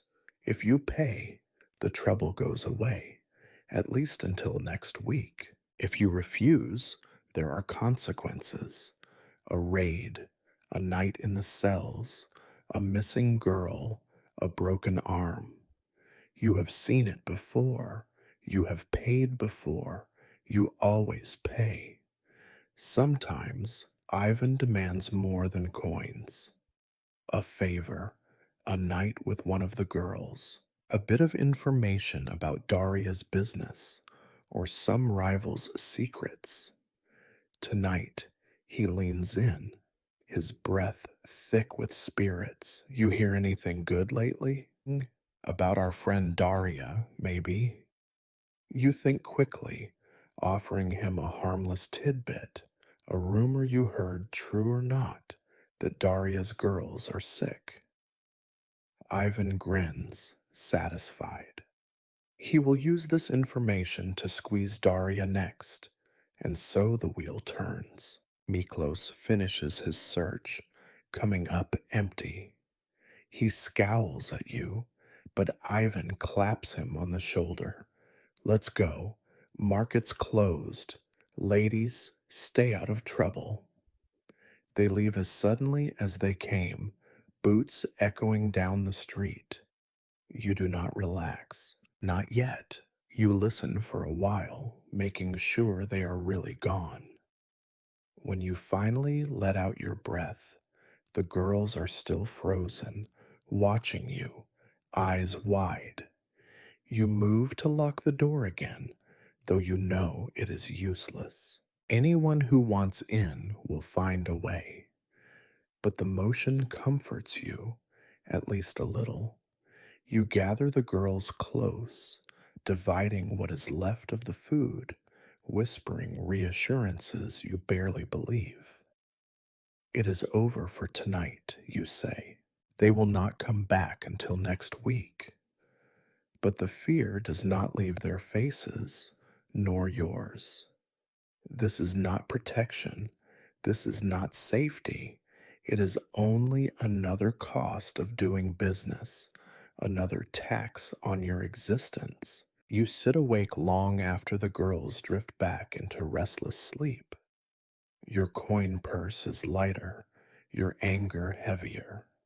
You think of all the coins you have handed to men like Ivan and Miklos, coins you bled for, begged for, bartered for. You wonder how many more you will lose before the end. The city's law is not for you. It is for the guards, for the rich, for those who can pay more than you can. For the rest, there is only corruption and the hope that tonight your bribe will be enough. You think of Daria, of the other women, of the endless game of pay and betray and survive. You hate them for it. You hate yourself for playing. Still, you count your girls again, making sure they are all there. You sit by the door until the first gray light of morning, guarding what is left of your life, waiting for another day of bargaining, another night of fear. In this city, corruption is as old as the stones and just as unyielding. You tell yourself you are getting used to it, but you know that is another lie. You will pay again. You always do. There are mornings when you wake and feel the sickness, not only in your bones, but in the air itself. It weighs on your chest, presses behind your eyes, sits in your stomach like a stone. You tell yourself it is only the cold, only hunger, only another sleepless night. But you know better. Sickness is a shadow that follows you through every day and every dream, the only companion more loyal than fear. You do not remember the last time your body felt truly well. Your joints ache as you rise, back stiff from the damp, knees swollen and raw from crouching on stone floors and ducking through doorways too low for comfort. You cough, and your throat burns. Your breath is thick, your tongue coated with a taste like old metal. You press a hand to your forehead, searching for fever, and wonder if today is the day the sickness will finally win. The girls are no better. You see it in the way Mira shuffles to the door, shoulders hunched, skin pale as paper. Anya's cough is worse, deeper, rattling in her chest until you fear she might simply break apart from the effort. Katya's lips are cracked and bleeding, and she hides her hands in her sleeves, ashamed of the red, oozing sores that have appeared overnight. No one complains, not out loud. Complaints mean nothing. You work, you get up, you try to live. Some nights, when the wind howls and the walls groan, you hear one of the girls crying. She tries to hide it, stifling the sound with her blanket or pressing her face into the straw. You pretend not to notice. You have learned that there is a sickness of the soul as well as the body, and that it spreads just as easily. Despair is the city's most contagious disease. There are no healers for people like you. The city's wise women might give you a poultice or a charm, a scrap of old advice about garlic or onion tea. If you are desperate, you might try a prayer, a whispered plea to a saint who has long since turned away from these streets. But you know the truth. There are only two cures here, and they are both final, coin for a doctor or death for the rest. You remember what happened to Marta, how she wasted away over weeks, her body eaten up by fever, her mind wandering by the end. You remember how you took turns wiping her brow, how you whispered stories to her in the dark, how you counted the days until she stopped needing you. In the end, the only mercy was that she was finally free. The city's filth breeds sickness the way it breeds rats. The latrines overflow. The water turns black after every rain. You watch for the telltale signs: skin turning blue, teeth falling out, the smell of rot beneath the skin. When you see them, You say nothing because there is nothing to say. You have no medicine, only willpower. And then there is the sickness of the soul. It is harder to name, but you see it in every mirror, every empty stare. It grows in the cracks left by hunger and fear, fed by humiliation and hopelessness. It makes you short tempered, suspicious, mean. You snap at the girls, punish them for small mistakes, refuse them comfort you cannot spare. You hear your own voice, sharp and cold, and you hate it. But you do not stop. You dream of escape sometimes, not of a better life. You have given up on that, but of a day without pain, a night without fear, a moment of peace so complete that you can finally breathe.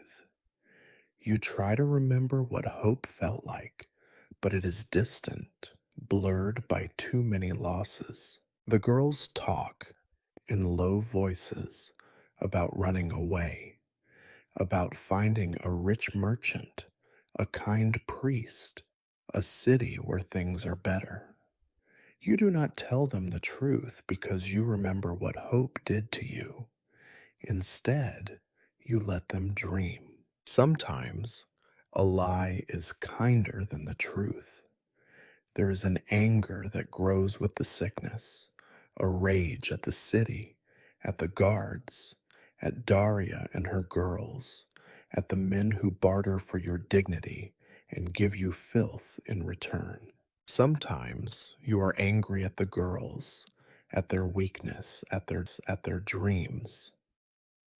More often, you are angry at yourself for surviving, for adapting, for playing the game. But survival is what you do. You wipe Anya's brow, rub ointment on Katya's hands, press bread into Mira's palm. You do not believe it will help, but you do it anyway. Small kindnesses, offered in the dark, are the only cure you know. You think of the girls who have already been lost, names you barely remember, faces blurred by time and pain. You wonder what became of them. You wonder if anyone remembers you will one day be gone too. As the day drags on, Mom, the ache in your body and your soul becomes a dull background noise, a constant hum. You focus on survival. You ration the bread, watch the door, count the coins. The sickness is still there, but you keep moving, keep fighting, keep pretending it does not matter. Because here, in this city, sickness is not a punishment or a tragedy. It is simply part of life, a tax you pay for every day you manage to survive. And for now, at least, you are still here. Hunger is your oldest companion. It shapes every hour, every thought, every word that passes your lips. Before you open your eyes in the morning, you feel it gnawing in your gut, a hollow ache that never quite goes away. Before you sleep at night, it is the last thing you taste, a bitterness on the tongue, a cramp in your belly, the knowledge that tomorrow will bring no more comfort than today. Food is never plentiful, never enough. There is always the counting. How many mouths, how many crumbs, how many coins hidden beneath the floorboards. You have learned to make do with the unthinkable. Bread that cracks your teeth, vegetables limp with rot, meat so rare that when you do see it, you eye it with suspicion as much as longing. A turnip that could double as a weapon, a potato gone soft and green at one end, a cabbage leaf crawling with something best left unnamed. These are riches beyond imagining. You do not remember the last time you felt full. Fullness is a dream, a fairy tale told to children who do not know better. Instead, you measure each day in mouthfuls, a half crust for breakfast, a spoon of thin broth for supper, the occasional sliver of cheese if luck or barter brings it your way. Every scrap is divided and divided again, parceled out with a miser's care, the girl's eyes tracking every movement of your hands. You eat first because you must. Weakness in you would mean disaster for them all. You swallow quickly, trying not to savor the food. Savoring only makes the hunger worse. The rest is doled out by age, by illness, by need. Mira gets a larger share today, for her cough sounds deeper. Anya, restless and feverish, barely touches hers. Katya eats with fierce concentration, eyes fixed on the bread as if she can will it to last. Some days you try to make a game of it. You tell stories as you eat, tales of feasts and banquets, of roast fowl and honey cakes and endless wine. The girls laugh, sometimes, more often. They listen in silence, eyes hungry for a world that will never be theirs. You think of your own mother and the way she used to stretch a pot of stew to feed a family, making water taste of beef and hope. You wonder what magic she had that you lack. Most days, though, you eat in silence, chewing slowly to make the food last. Every crumb that falls is a tragedy. Every bite is a calculation. You have learned to eat anything. Broth made from boiled bones and onion skins, a porridge of oats mixed with water until it tastes of nothing but effort. Sometimes you find yourself licking your fingers, ashamed but unable to stop, the hunger too deep for pride. The market offers little relief. The stalls overflow with food, but never for you. Apples bruised and blackened, cheese crawling with maggots, stale loaves offered for more than you can pay. The butchers sometimes toss scraps your way, fat and gristle, a bone with no meat left, a bit of suet for your pets. You take what you can, forcing a smile, pretending gratitude. You know better than to ask for more. There are days when you go without, days when the money does not come, when the guards take their share, when Daria's girls beat you to the best scraps. On those days, you lie to the girls. You tell them you have already eaten, that you are not hungry, that you will eat later. They do not always believe you, but they play along, pretending not to notice the way your hands shake or your stomach growls. You have seen what hunger does to people. It makes them sharp, cunning, mean. The girls quarrel over crumbs, hoard bits of onion under their mats, snap at each other for the smallest slight. You mediate as best you can, but hunger is a tyrant no one can resist forever. Sometimes you catch one of them stealing, hiding an extra piece of bread. You want to be angry, but all you feel is understanding. Hunger does not care for rules or justice, it only cares to be fed. Sometimes, late at night, you dream of food, of hot pies, of fresh milk, of fruit sweet and ripe. You wake with the taste of it still on your tongue, only to find your mouth dry and your belly empty. You do not tell the girls about these dreams. They have their own. You know, too, that hunger is not only physical, it gnaws at your spirit. hollows out your hope, leaves you brittle and bitter. It makes every day a struggle, every decision a gamble. You wonder sometimes how much of yourself you have lost to it, how many scruples, how many dreams, how much softness. But you keep going because you must. You scrape the last bits from the bowl, gather the crumbs from the table, save the bone for tomorrow's broth. You count the coins again, fingers numb with cold and want. You listen to the girls breathing as they fall asleep, thin and restless, and you tell yourself tomorrow will be better, though you know it is another lie. Still, you wake each day, hungry and afraid, and face the world again, because here, in this city, there is no other choice. Hunger is a constant, but so are you. It is said by those who have never gone hungry that virtue is the one thing poverty cannot touch. The city, of course, knows better.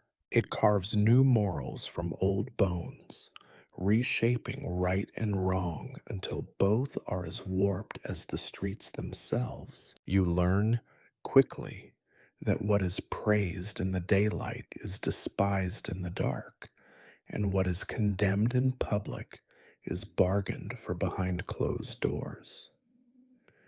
Each day, as you walk the market or weave between the alleys, you feel the eyes on you. Men spit in your path, making the sign of the cross, cursing you as a harlot, a temptress, a corrupter of souls. Their wives look away, faces pinched with disgust. Or is it envy? You see them at their windows, watching you, lips twisted in contempt. Their children are taught to throw stones, to shriek insults, to pretend you are less than human. You tell yourself it does not matter. You have your own rules, forged in necessity. Feed the girls, pay the guards, keep your hands clean when you can, and dirty when you must. But the city's morality is a shifting thing, and you are always in the wrong, no matter how you try to navigate its labyrinth. Hypocrisy is everywhere. By day, the priest rails against sin from his pulpit, voice booming through the stone nave. Repent it, he cries, glaring at the shadows where you sit, or be damned with the rest. The same priest, you know, once pressed a coin into your hand, whispering for secrecy, asking for a night of company and no questions. You obliged because the city demands it, and he thanked you with a blessing and a threat in the same breath. Men who curse you in the street are often the first to come knocking at your door after sunset, faces hidden by cloaks, voices low and pleading. Some bring bread, some silver, some only empty promises. All of them swear this is the last time, that they are not like the others, that you must never speak of it. You agree, of course. What good would it do to ruin a customer? Their wives glare at you with righteous hatred, yet you catch them slipping you scraps on the coldest nights, muttering that a woman must do what she must. There is no sanctuary from judgment, not in the church, not in the market, not even among your own. The girls whisper about each other, passing along stories of sin and shame. You try to stop them, but gossip is a hunger even deeper than the belly. They measure themselves against each other. Who is more pure? Who is more wicked? Who will escape this life? Who is already lost? You listen and say nothing. You know how quickly innocence can turn to accusation and how dangerous hope can be when wielded as a weapon. Sometimes you catch yourself wondering if they are right, if you are as damned as the city claims. You remember your mother's prayers, the way she scrubbed her hands raw, trying to keep her children clean, the way she wept when you first brought home a coin earned with a lie. She told you that God sees everything. You hope He is looking elsewhere. You have learned that mercy is seasonal.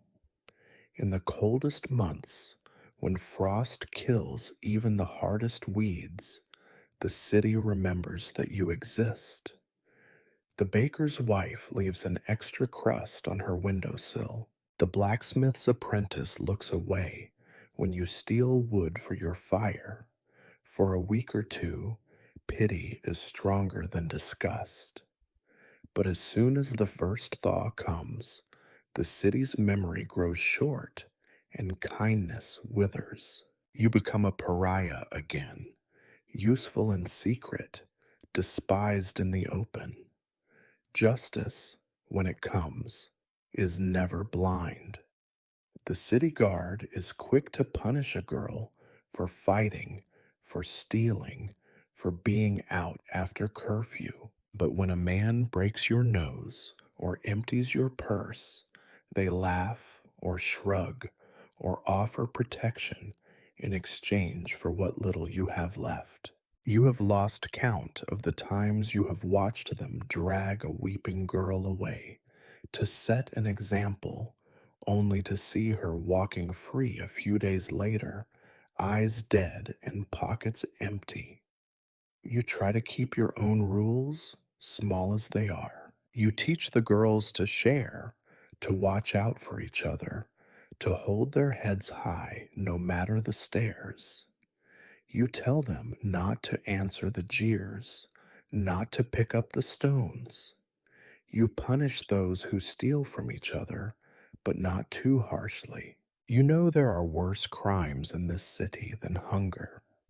Sometimes, when the day is quiet, you find yourself wishing for something simpler. A world where right is right, wrong is wrong, and the rules are the same for everyone.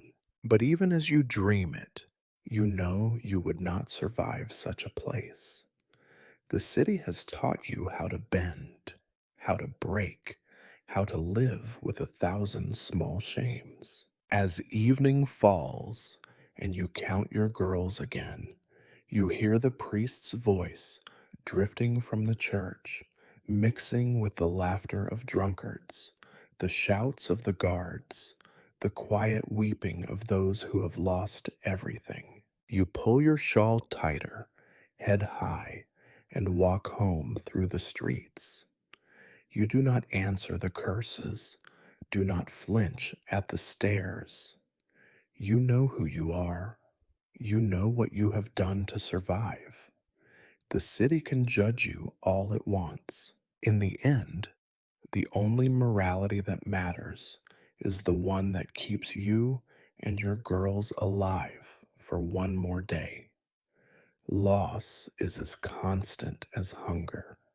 It comes with little warning, slipping into your life as quietly as a draft under the door. You learn not to ask too many questions, not to let yourself grow attached, not to the faces that share your fire, not to the names you whisper at night to comfort the girls. Still, you keep count. You must. One morning, Mira is simply gone. Her blanket lies neatly folded in her corner, her shoes missing from the row by the door. The girls whisper about her, voices sharp with fear and envy. Some say she found a merchant who took pity on her, others that she ran off to the next town to find her mother. You know better. You have seen too many disappearances, too many rumors spun to soften the truth. The city is a mouth that never stops eating, and sometimes it swallows girls whole. Maybe Mira found an escape. Maybe she did not. In either case, she is gone, and the blanket she left behind is all you have to show for her. The girls react to loss in their own ways. Anya grows quiet, eyes shadowed, words sparse. Katya becomes sharper, watching everyone and everything, clutching her bread as if it might be taken from her at any moment. You try to comfort them, but your words are thin, worn down by too many goodbyes. Sometimes you are tempted to lie, to say that Mira sent word, that she is well, that she misses you all, but you cannot. Lies are heavy. You carry enough of them already. Loss is not always so sudden. Sometimes it comes slow, like a sickness you cannot shake. You see it in the way the girls fade, a cough that lingers, a bruise that will not heal, a smile that grows rarer with each passing week. Some girls simply stop talking. Some forget to eat. Some disappear even as they sit in the same room, eyes fixed on something only they can see. You try to reach them, but there are places you cannot follow, wounds you cannot heal. You learn to make room for new faces. The city is always sending them to you, girls with nowhere else to go, driven by hunger, by violence, by the endless grinding of poverty.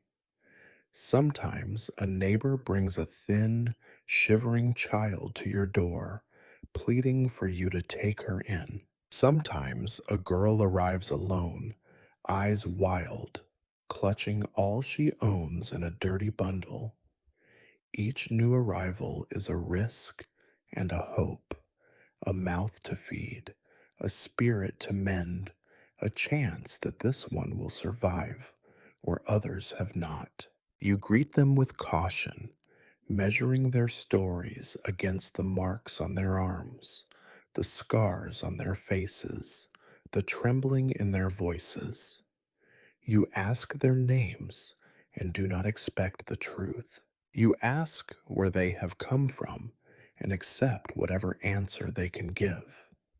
Some talk too much, filling the silence with tales of grandmothers and lost brothers, with dreams of distant towns where the bread is sweet and the air is clean. Others say nothing, their silence heavy as stone. It is always the same routine. You show them where to sleep, how to wash, how to portion the bread. You warn them about the city, about the market, about the men who watch from the shadows. You teach them the rules. Keep your head down. Do not wander alone. Trust no one too quickly. Some learn fast. Some never learn at all. The old girls size up the new ones with a mix of suspicion and curiosity. They know that every new face is both a threat and a promise. One more rival for the best scraps, but also one more pair of hands to help with the work. One more voice to sing the sad songs at night. Sometimes the girls welcome each other, braiding hair, sharing secrets, forging fragile friendships. Other times, there are arguments, shoves, and whispered threats. The city teaches you to compete, even when you long for kindness. You do what you can to keep the peace. You play mediator, nurse, teacher, sometimes even mother. It is a thankless role and one that grows harder with every loss, every new arrival. You learn to hide your own grief, to bury your fear beneath routines and rules. If you weep for the lost, you do it alone in the dark where no one can see your weakness. Sometimes, in quieter moments, you wonder what it would be like to stop. Just stop taking in the lost, the desperate, the hungry, to lock your door and keep what little you have for yourself and the few girls who remain. But you know you could never do it. The city takes everything eventually, but it cannot take your stubbornness, your refusal to turn away those who need you, even when you have nothing left to give. So you count the faces each night, lighting a candle for those who are gone, making space for those who have just arrived. You whisper the names you remember, adding new ones to the list. You watch the girls as they sleep, some peacefully, some restless, some with tears drying on their cheeks. You promise yourself you will remember them all, even as the days blur and the faces fade. Loss is the price you pay for caring. New faces are the proof that, despite everything, you have not yet turned to stone. There are rules, and then there are laws. Rules are the ones you make to survive. Do not walk alone after dark. Do not trust a promise made in a whisper. Do not let hunger make you reckless. Laws are different, cold, inflexible, written by people who have never missed a meal, enforced by those who would sell their own mother for a silver coin. The difference here is the difference between living and being caught living. Theft is everywhere, as common as the rats, and twice as clever. It starts small, a crust of bread, a scarf left on a mat, a handful of coins gone from beneath your pillow. Sometimes you know who took it, sometimes you do not. Sometimes it is a stranger in the market, a deft hand slipping through your purse as you haggle over onions. Other times it is one of your own girls, eyes wild and desperate, caught with crumbs on her lips and shame burning in her cheeks. You try to keep order with your own rules. If you steal, you must confess. If you are hungry, you must ask. But hunger makes liars of everyone. You catch Katya one evening with a heel of bread hidden in her sleeve, her face stubborn and unrepentant. She does not apologize. She knows you understand. In the end, you split the bread between her and the younger ones, and she does not thank you. Gratitude is rare, and you have learned not to expect it. Deceit is less visible, but it coils through everything. The girls lie to you and to each other about where they have been, who they have seen, what deals they have struck in the shadows. Sometimes the lies are harmless, meant to protect themselves or each other.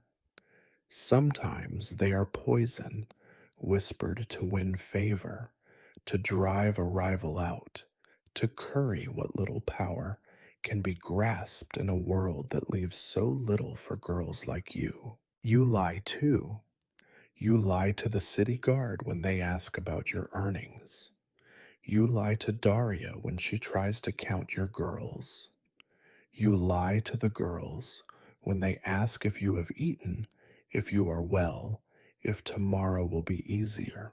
The best lies are the ones you almost believe yourself. And then there are the laws.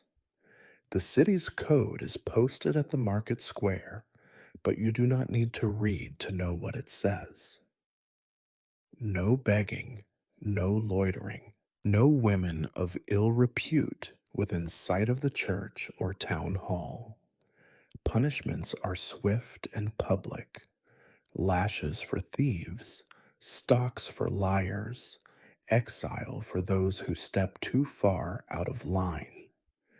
The city does not forgive, and it never forgets. You have seen what happens to girls who are caught. There is a story for each: a hand chopped for stealing, a head shaved for disobedience, a body dragged through the streets to set an example.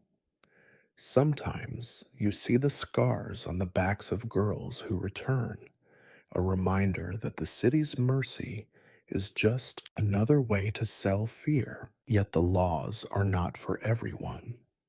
The baker's son can steal from your stall and pay a fine, but your girls will pay with their bodies or their freedom. The guards can take what they like: bread, coins, dignity, and call it their right. You have learned that law is only a knife, and it always points in your direction. You do what you can to protect your girls. You teach them how to watch for the guards, how to blend in with the crowd, how to run when running is the only option left. You teach them the art of apology, the art of looking harmless, the art of keeping secrets. Sometimes it works. Sometimes nothing does. Still, you remember the look in Anya's eyes the night she was caught selling a borrowed scarf in the market. The guard took her by the arm, and you watched, helpless, as she was dragged away. She came back 3 days later, thin as a ghost, her face bruised and silent. She never spoke of what happened, and you never asked. Some stories in this place are best left untold. Each day you weigh the risks. Is it worth it to steal another loaf, to barter for a coin, to tell one more lie? Every answer is a calculation, every risk balanced against the hunger and fear you know will not leave you. You teach the girls to be clever, to be fast, to be invisible when the laws come looking. You tell them not to draw attention, not to be greedy, not to trust anyone, not even you. The city wants you to believe you are the problem, that every theft is your fault, that every lie is a sin for which you must pay. You know better. The city is hungry, and so are you. The laws are nothing more than the rules of the game, and the game is survival. At night, you count your girls and the coins under your pillow, listening for footsteps in the street. You wonder who will be next, who will steal, who will lie, who will be caught and made an example. You do not pray for justice. You know better than that. You pray only that for tonight the city will look the other way. There are nights when silence is heavier than hunger. The girls are asleep, or pretending to be. The fire has burned down to a glow, and the city outside is quiet for once. You lie awake, eyes fixed on the shifting shadows of the ceiling, letting the darkness seep into your bones. It is in these hours that the grim thoughts come, as certain as the cold, and twice as difficult to push away. You wonder how much longer you can do this, how much longer you can scrape together enough bread, enough patience, enough coins to keep everyone alive. How many more girls you will have to bury in your heart, and how many new faces you will have to teach to keep their heads down and their hands hidden. You wonder, often, what would happen if you simply stopped, if you locked the door one night and let the city have its way with you, with them, with everything you have tried so hard to protect. Sometimes you count the things you have lost: names, faces, little scraps of hope. You count your mistakes, tallying each decision that brought you here. You remember girls who were quick to smile and quicker to run, who trusted you with secrets you could not keep safe, who vanished without a word or with a scream that still echoes when you close your eyes. You think of Mira, of Katya's bitterness, of Anya's feverish breath. You remember Marta, who used to sing through the night, and whose absence is a cold ache you cannot warm. You are tired, so tired your bones feel hollow, your thoughts slow, your heart as brittle as the frost on the windows. The city grinds you down, day by day, until all that is left is stubbornness and a kind of battered pride. Some nights, even those feel too heavy to carry. You lie in the dark and imagine letting go, letting the city swallow you, letting the cold and the silence finish what hunger has started. And yet, beneath all that, there is a spark that refuses to die, a stubborn hope buried deep that tomorrow might be different. Maybe a stranger will leave a coin on the windowsill. Maybe the city guard will pass by without stopping. Maybe the priest will offer a real blessing, not just a curse disguised as charity. Maybe, just maybe, one of the girls will smile, and it will be enough to remind you why you keep going. You do not believe in miracles, not really. The city has bled belief out of you with every bribe, every betrayal, every night spent shivering in the dark. But sometimes, when the wind is still and the fire crackles just right, you allow yourself to hope for something small, a day without humiliation, a meal that fills your belly, a song that sounds almost like happiness. Hope is dangerous, you remind yourself. It is a poison, sweet at first, but deadly in the end. Hope has lured girls into alleyways, into trusting the wrong hands, into thinking the city could ever be anything but what it is. Still, it lingers. It waits in the corners, behind every kind word, in the memory of warm arms and softer days. It is stubborn, relentless, impossible to root out. Even when you curse it, hope stays.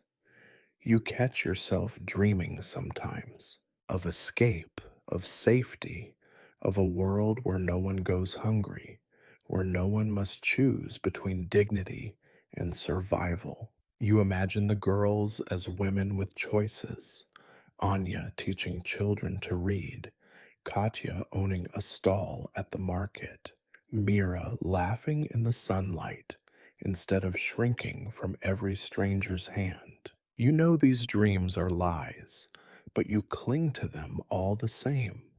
On the worst nights, you pray, not to God.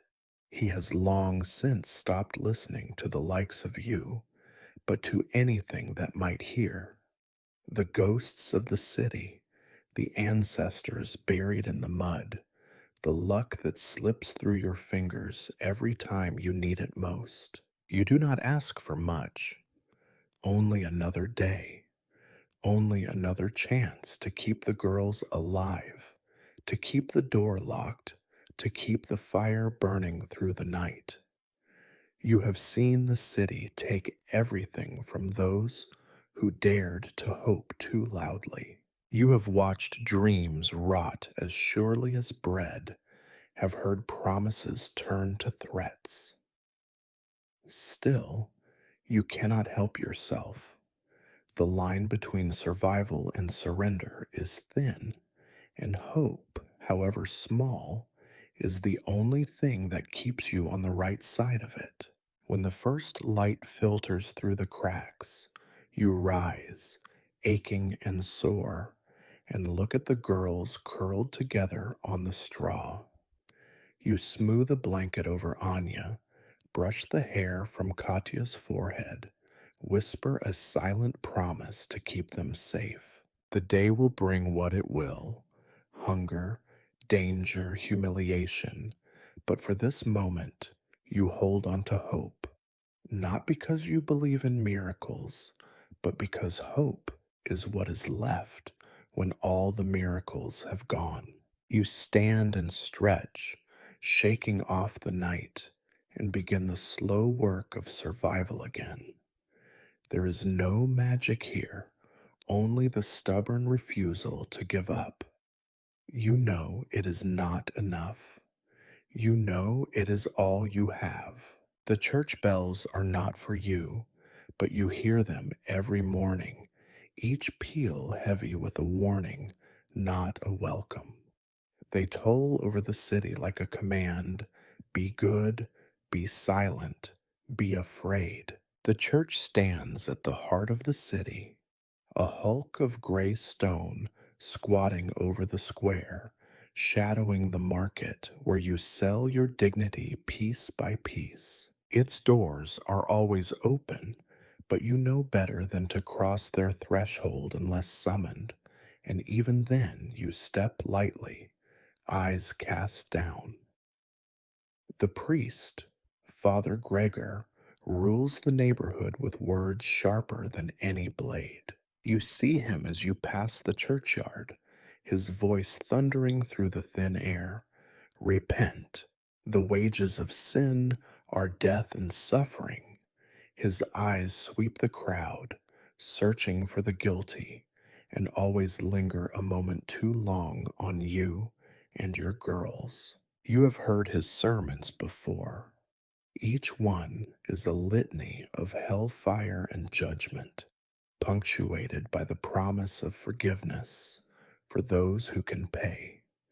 His contempt is public, but in private he is like the rest. There have been nights when his knock sounded at your door, when he asked for comfort and secrecy, his hands trembling with need and shame. You hate him for his hypocrisy, for the way he clings to his holy vestments as if they could wash the stains from his soul. But you cannot hate him too much. Hate is a luxury, and the church's charity is sometimes all that stands between you and starvation. Yet every time you enter the church, whether to beg for scraps, to pray for the sick, or to plead for the body of a girl gone too soon, you feel the weight of all the city's sins pressing down on you. The air is cold and thick with incense, meant to mask the stench of unwashed bodies and dying hope. Candles flicker, their light thin and desperate, dancing shadows across the stone walls. The saints in their niches watch you with painted eyes, unmoved by your pleas. The fear of the church is a constant hum, a background noise to every day. You teach the girls to make the sign of the cross as they pass, to bow their heads and keep their mouths shut. You warn them not to linger by the doors, not to speak of what happens at night, not to dream of sanctuary within those walls. The church forgives, but only for a price. You know too many girls who believed the promise of mercy only to find themselves cast out, branded as sinners, with nothing but a scrap of bread and a blessing to show for their repentance. Confession is another tool the church wields with a heavy hand. Father Gregor encourages the girls to come, to unburden their souls, to trade shame for forgiveness. Sometimes, in their fear and confusion, they go hoping for absolution, for a way out. You have seen the look on their faces when they return, pale, eyes hollow, trembling from more than just the chill of the nave. The priest says that he will pray for them, but prayer does not fill empty bellies or heal broken bodies. You remember the old days when you yourself believed in miracles, when your mother lit candles every Sunday, when you whispered prayers before sleep, when the church felt like a place of safety instead of a den of wolves. Now you keep your prayers silent and brief, not because you think God is listening, but because you know who else might be. Rumors swirl around the church like autumn leaves. Some say the bishop turns a blind eye to Father Gregor's dealings as long as the collection plate is full. Others whisper that the church hides its own sins behind thick stone walls, secrets traded for coin, confessions twisted into blackmail. You do not know what is true anymore, and you have long since stopped caring. The only truth that matters is what keeps you and your girls alive. Even so, the fear lingers. There are days when a girl disappears, and you wonder if the church had a hand in it. There are nights when you wake sweating, heart pounding, sure that Father Gregor is standing outside your door with a lantern and a curse. You tell yourself you are being foolish, but the city has taught you to fear those who claim to act in God's name. Their power is more dangerous than any knife. On feast days, you go to the church like everyone else, joining the crowd outside the doors, bowing your head and mumbling the prayers you remember. The girls stand beside you, some with hope in their eyes, others with resentment. You watch as Father Gregor blesses the bread and wine, his hands moving in practiced gestures, his words smooth and empty. You accept his blessing because you must, because to refuse is to invite trouble you cannot afford. Sometimes, when the bells ring out at dusk and the city is bathed in their cold echo, you feel the weight of all your guilt, your lies, your failures. You wonder if the priest is right, if there is a reckoning waiting for you, if every scrap of comfort you have given or taken will one day be counted against you. You wonder if the saints in their niches will remember your face, if they will judge you for what you have done to survive. But when the bells finally fall silent and the city returns to its squalid routines, you shake off the fear as best you can. The church is only another hunger, another danger, another bargain you must strike every day. You cling to the small goodnesses you can find, an extra crust of bread, a hand squeezed in comfort, a song sung softly in the dark. You do not pray for forgiveness anymore. You pray only for the strength to face another day and the courage to keep your girls from the church's grasp. Dawn comes without ceremony, no golden light or gentle chorus, only a gray seepage through battered shutters and the brittle snap of cold air against your cheeks. There is no rooster's crow here, just the slow, waking groans of bodies stiff from cold and restless sleep, the shuffle of feet across stone, the coughs that never quite go away. Another morning in a city that does not care. You survive the night. You open your eyes to the familiar dark. The same stains on the wall, the same heap of rags for bedding, the same sour stink of too many bodies and too little space. You do not feel rested. You rarely do. Your dreams, if you have them at all, are of food you cannot taste and faces you cannot save. The girls stir as you do, some already awake, eyes ringed with exhaustion, others curling deeper into the straw, fighting the day a little longer. You rouse them with quiet words, as much a habit as necessity, and listen for the small signs. Someone missing, someone crying, someone sick. You always listen, because what little safety you can provide depends on never being surprised. You count the faces, a ritual by now, each name whispered in your head, a spell to keep them tethered to this world. Some mornings you are almost surprised when they all answer. Some mornings you are not so lucky. Loss is part of the rhythm, an offbeat in the city's endless song. But today, at least, all are present, if not accounted for. The work of the morning is always the same.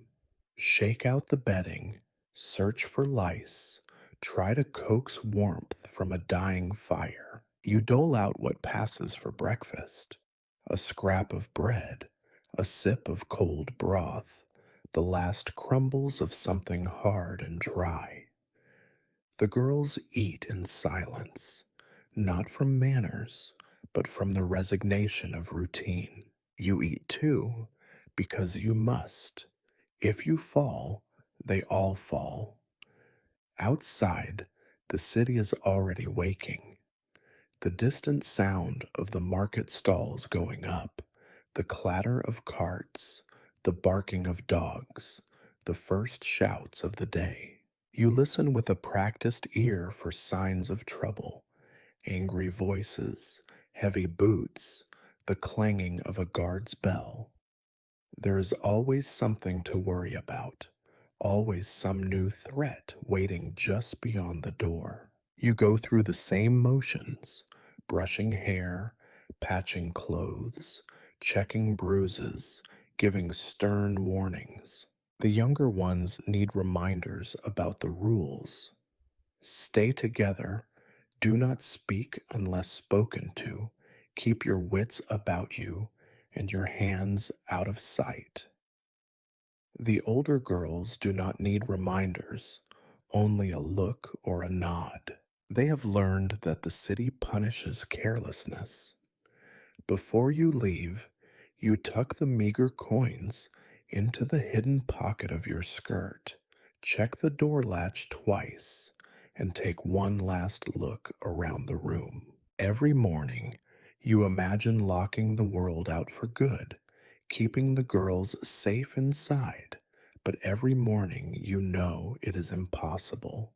Survival means movement, exposure, risk. Safety is for those who can afford to buy it, and you are not among them. You lead the girls out into the half light, keeping them close as you navigate the broken cobbles and frozen puddles. The city greets you with its usual blend of indifference and menace. Faces turn away, then stare. Some mutter curses, some cross themselves, some make half hearted offers that you must weigh and measure before accepting or declining.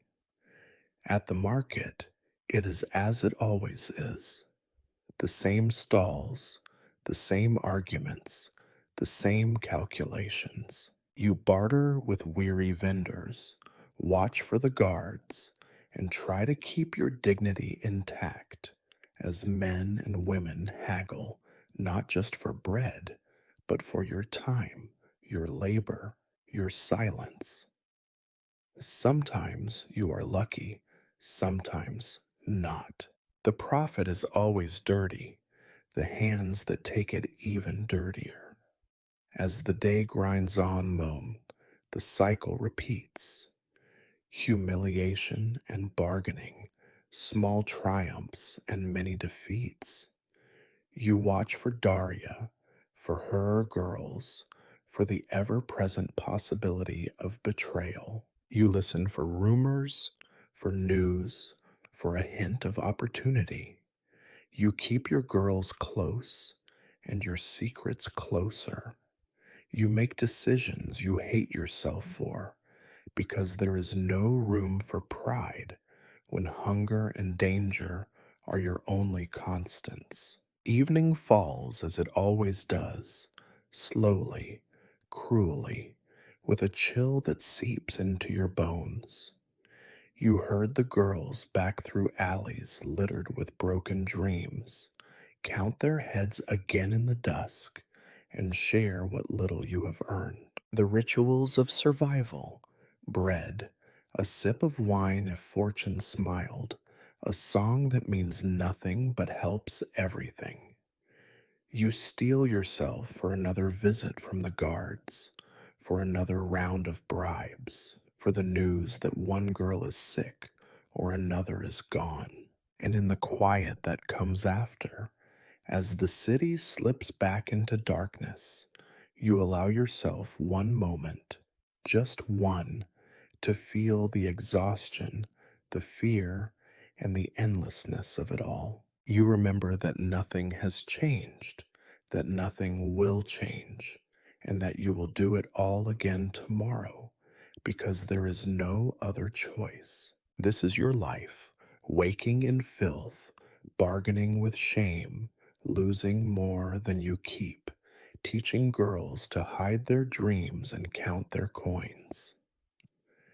Each morning is a repetition, each night a rehearsal for the next act. You tell yourself you are strong, that survival is enough, that hope is for fools. But as the first cold light of dawn creeps through the cracks, you gather the girls, straighten your back, and step into the day. The city is still there, waiting, and so are you.